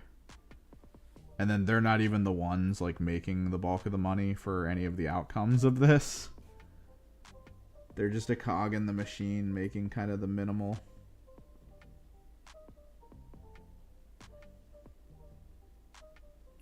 Unless you're some kind of crazy superstar. What's up, Master Hunter? I really enjoyed the gameplay.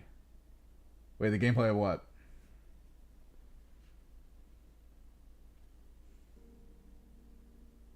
What are we talking about? Where are we? What conversation are we in? Oh no.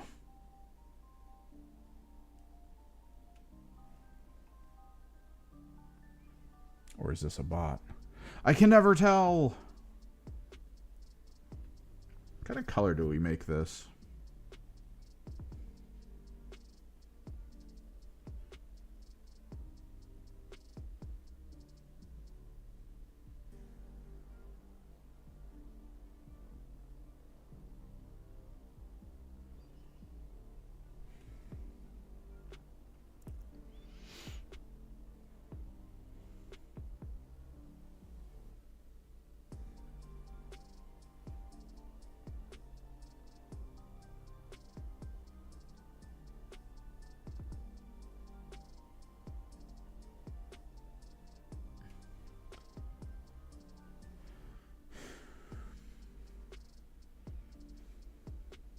Are you listening to the super sad version of that song, Broshi?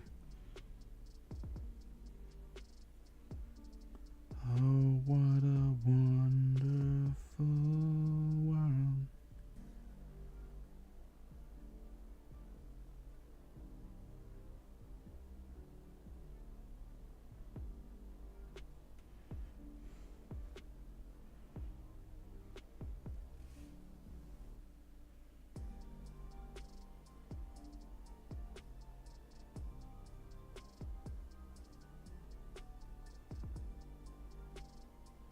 It's like the sad and dark version of the New York, New York song. I think they dropped for the Crisis 2 trailer.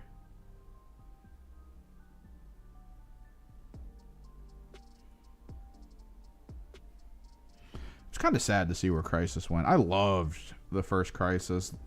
The way they scaled that game up, just like randomly in the middle of nowhere, where they were just like, by the way, aliens.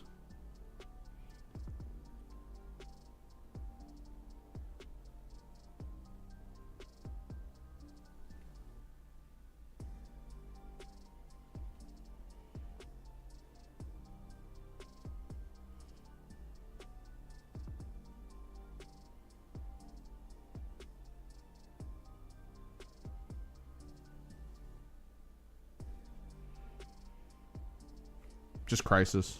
I think it's CRYSIS. The first-person shooter. The concept and story in the first Crisis was really good. Genuinely, a lot of the stuff about the first Crisis was actually really incredible. Like, in terms of, like, a game, right? Because what they did, you know how in most, like, first-person shooters where you're like, let me increase the difficulty, and what that does is it makes all the enemies hyper-reactive to you, hyper-accurate at shooting you,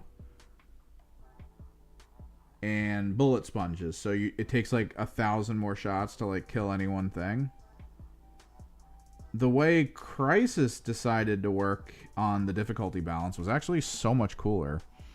It changed the rate at which the bullets hitting you ate through your armor upgrade on your armor.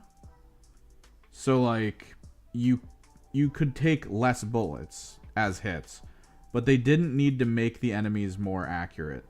Like, that was kind of their trick with it, where they were just like, you have less of a reality, right? Where you're able to like, deal with enemy bullets. And that's cool. There was another difficulty setting involved where they made the enemies start speaking Korean. Like, that was kind of a thing, which, I mean, if you speak Korean, it's like, it's whatever. But if you don't speak Korean, to have the enemies go from saying out loud what their plans are to try to defeat you, and you being like, oh, okay, they're flanking on the left side. All right, that's cool. To now speaking a language you don't understand. Changes the dynamic a little bit. So, like, the increased difficulty that came from Crisis, the things they did just, it was so different from most games. Felt a little bit more interesting. But then to have that game go from the scale of you just like roaming around this giant island, trying to like figure out what's going on, to all of a sudden, aliens, giant spaceship, full world invasion.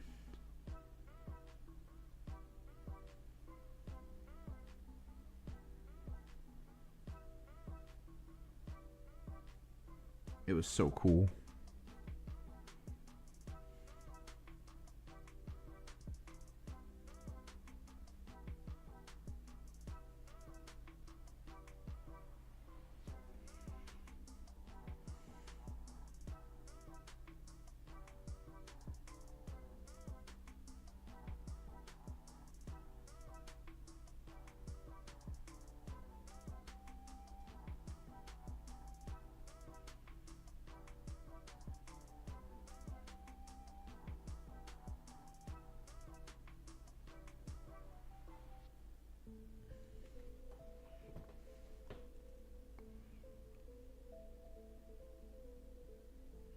I feel like the game would still look really good today.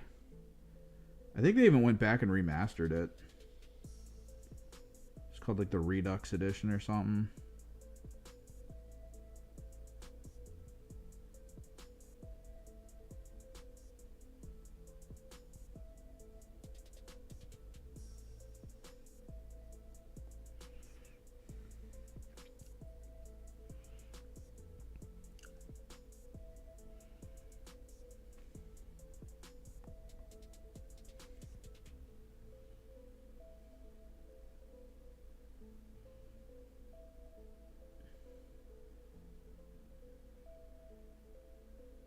Then, yeah, the second game was sort of the outcome of it, the invasion in New York.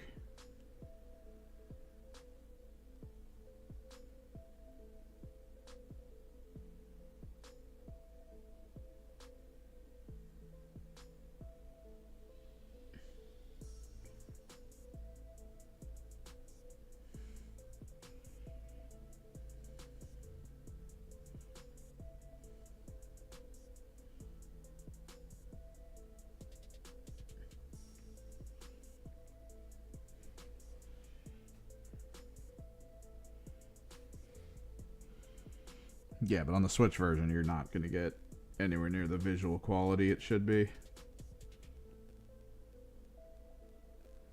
kind of always the trade-off too. It's like, all right, yeah, cool. You get the ability to play it mobily, but you are sacrificing some visual aesthetic potential to be able to play it somewhere else. So as long as you're cool with the trade-off, I guess it's fine.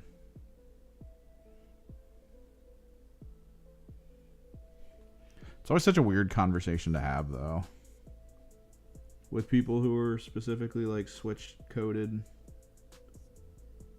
The idea that just because it's on the Switch, it's like a fine enough experience.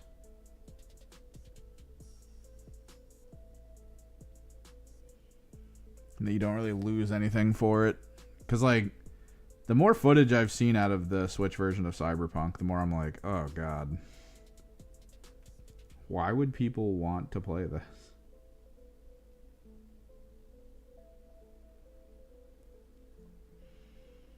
There's just no one on the streets.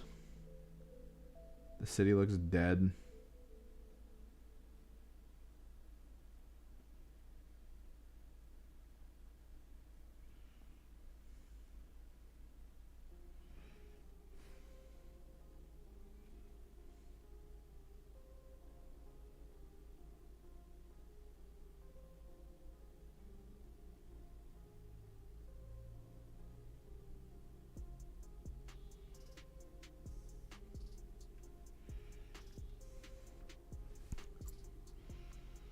But hey, it's, quote, good enough, unquote.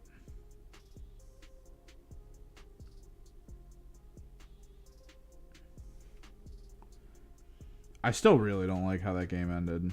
The idea of like, hey, have you done everything you want to do? Pick your ending. And go do it.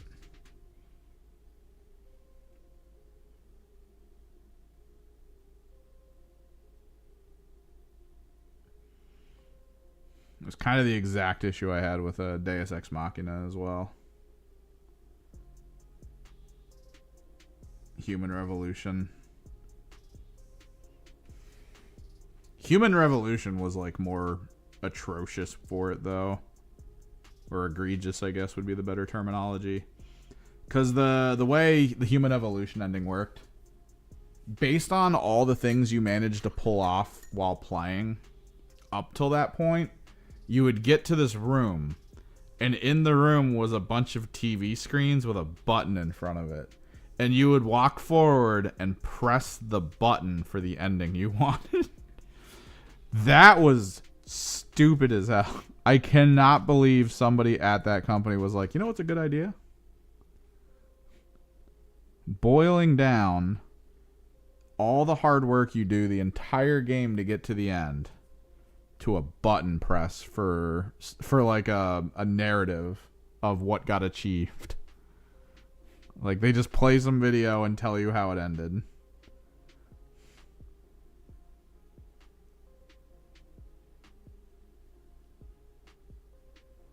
Like, I'm gonna be real, friggin' Deus Ex, the Human Revolution series was so bad.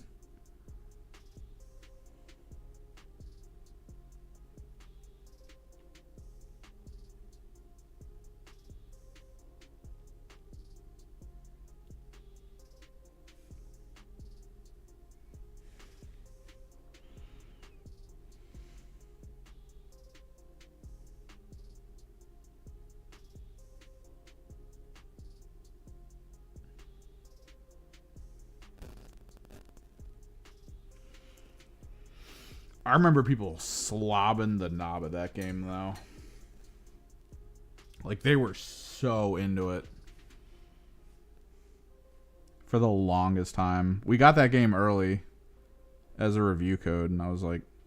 Not for Spawnwave, for something else we were doing way back then.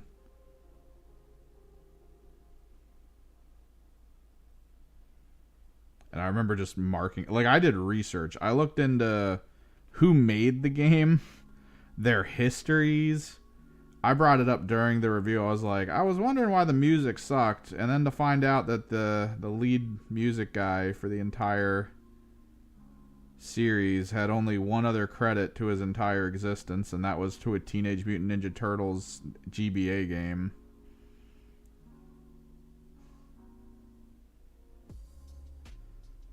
Like, I looked hard into this game to try to figure out why it felt really bad. Because I was kind of hoping it would be okay. I liked the idea of the original Deus Ex. Deus Ex. Deus Equis.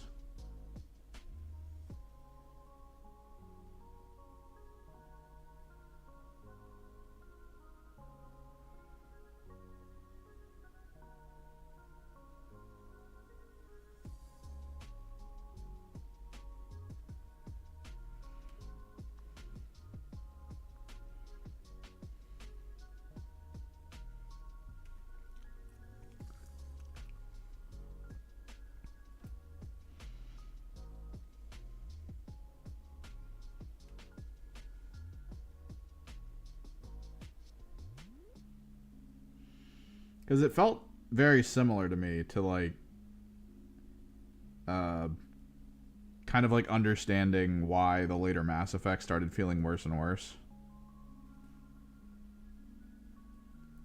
And then looking into it and finding the interview for one of the main writers.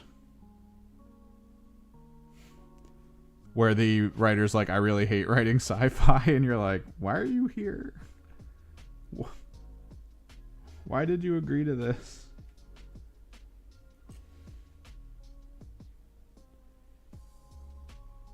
Because then you look at it and you find out, like, the first Mass Effect game, the writer for it, who really liked sci-fi, like, everyone loved the first game. And the main writer was like, I love sci-fi. And then they brought in, like, a second writer for, like, the second game to kind of manage some of the story. And this was the individual who was like, I don't like sci-fi.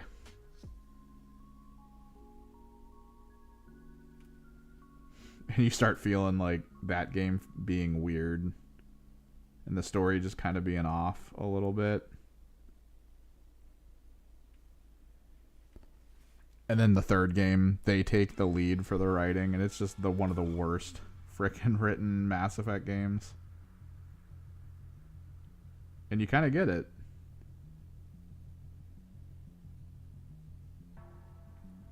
I don't think you're ever going to find I mean, you might find it. But I don't think you're going to find my Deus Ex review, because I think the guy we were doing stuff for, yet another person in my life who out of nowhere was like, I don't want to ever talk to this guy again. Just kind of like up and vanished.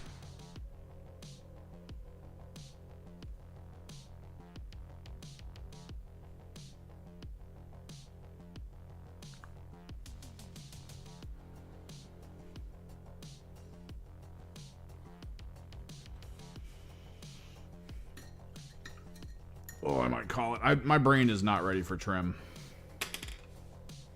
And we've got so much more trim to do.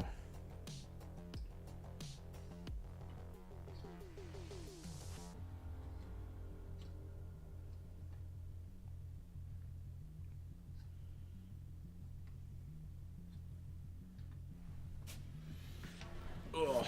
Let me actually see if that review's around.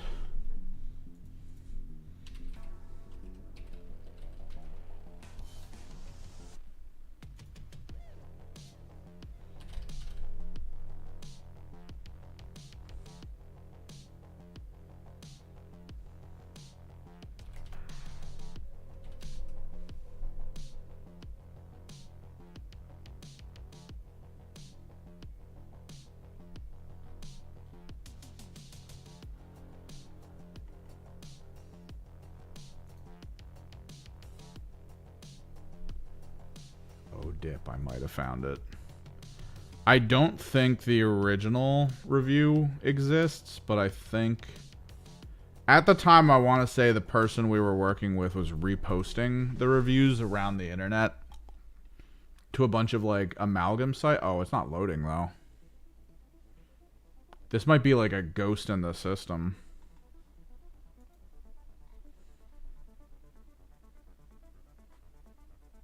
Yeah.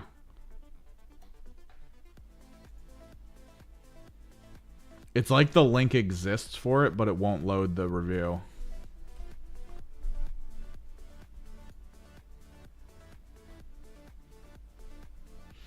I kind of hated the review that I wrote for it. Not because like this review, the Deus Ex review that I did for Human Revolution was kind of the eye-opening moment for me.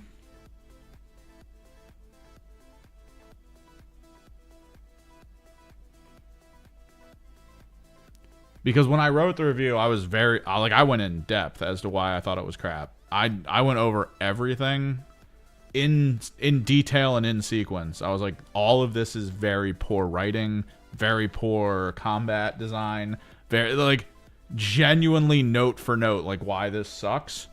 And people were just like, "This is your opinion. The game's god tier." And it's like, like that's where I started to realize like people just want things to be good. Like they just want positivity unless everyone is on board with it being crap. Because what ended up happening with Deus Ex Human Revolution was, I feel like 4 or 5 years after it got released, people started doing like retrospectives where they were like, can we all agree that Deus Ex Human Revolution was actually a really bad game? And then like from that point, everyone was like, yeah, I mean, looking back, it was pretty bad. And it's like, I told you it was bad back then. And I got yelled at.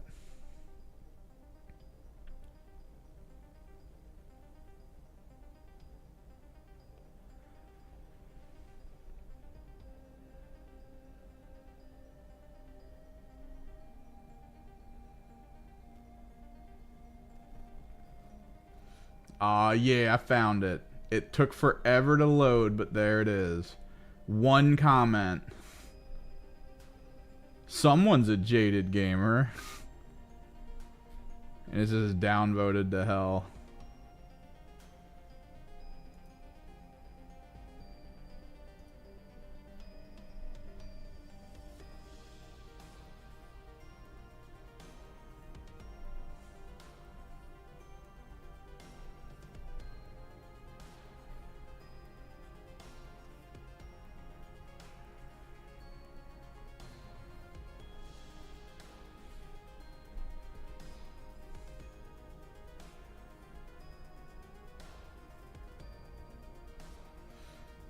Yeah, we got approved as a review.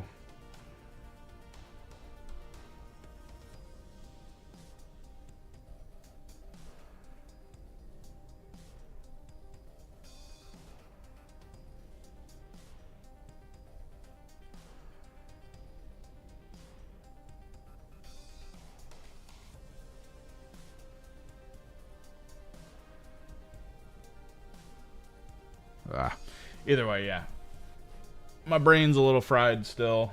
I got some of the trim done, but we've got 1, 2, 3, 4, 5, 6, 7 more to do. And that's just trim. That's before details. Details I'm not as worried about, but trim I kind of hate. So, until next time. Maybe we'll stream tomorrow, maybe not. I don't know. Streaming in these hours is weird. I feel like I either have to stream from like 10 to 2:30 or from like 5 to 9. Streaming in the chunk of like 3 to like 5, no one watches. I still kind of hate that, but it is what it is. At least I got some stuff done today. I don't feel like a complete piece of shit. So, yeah, until next time, later.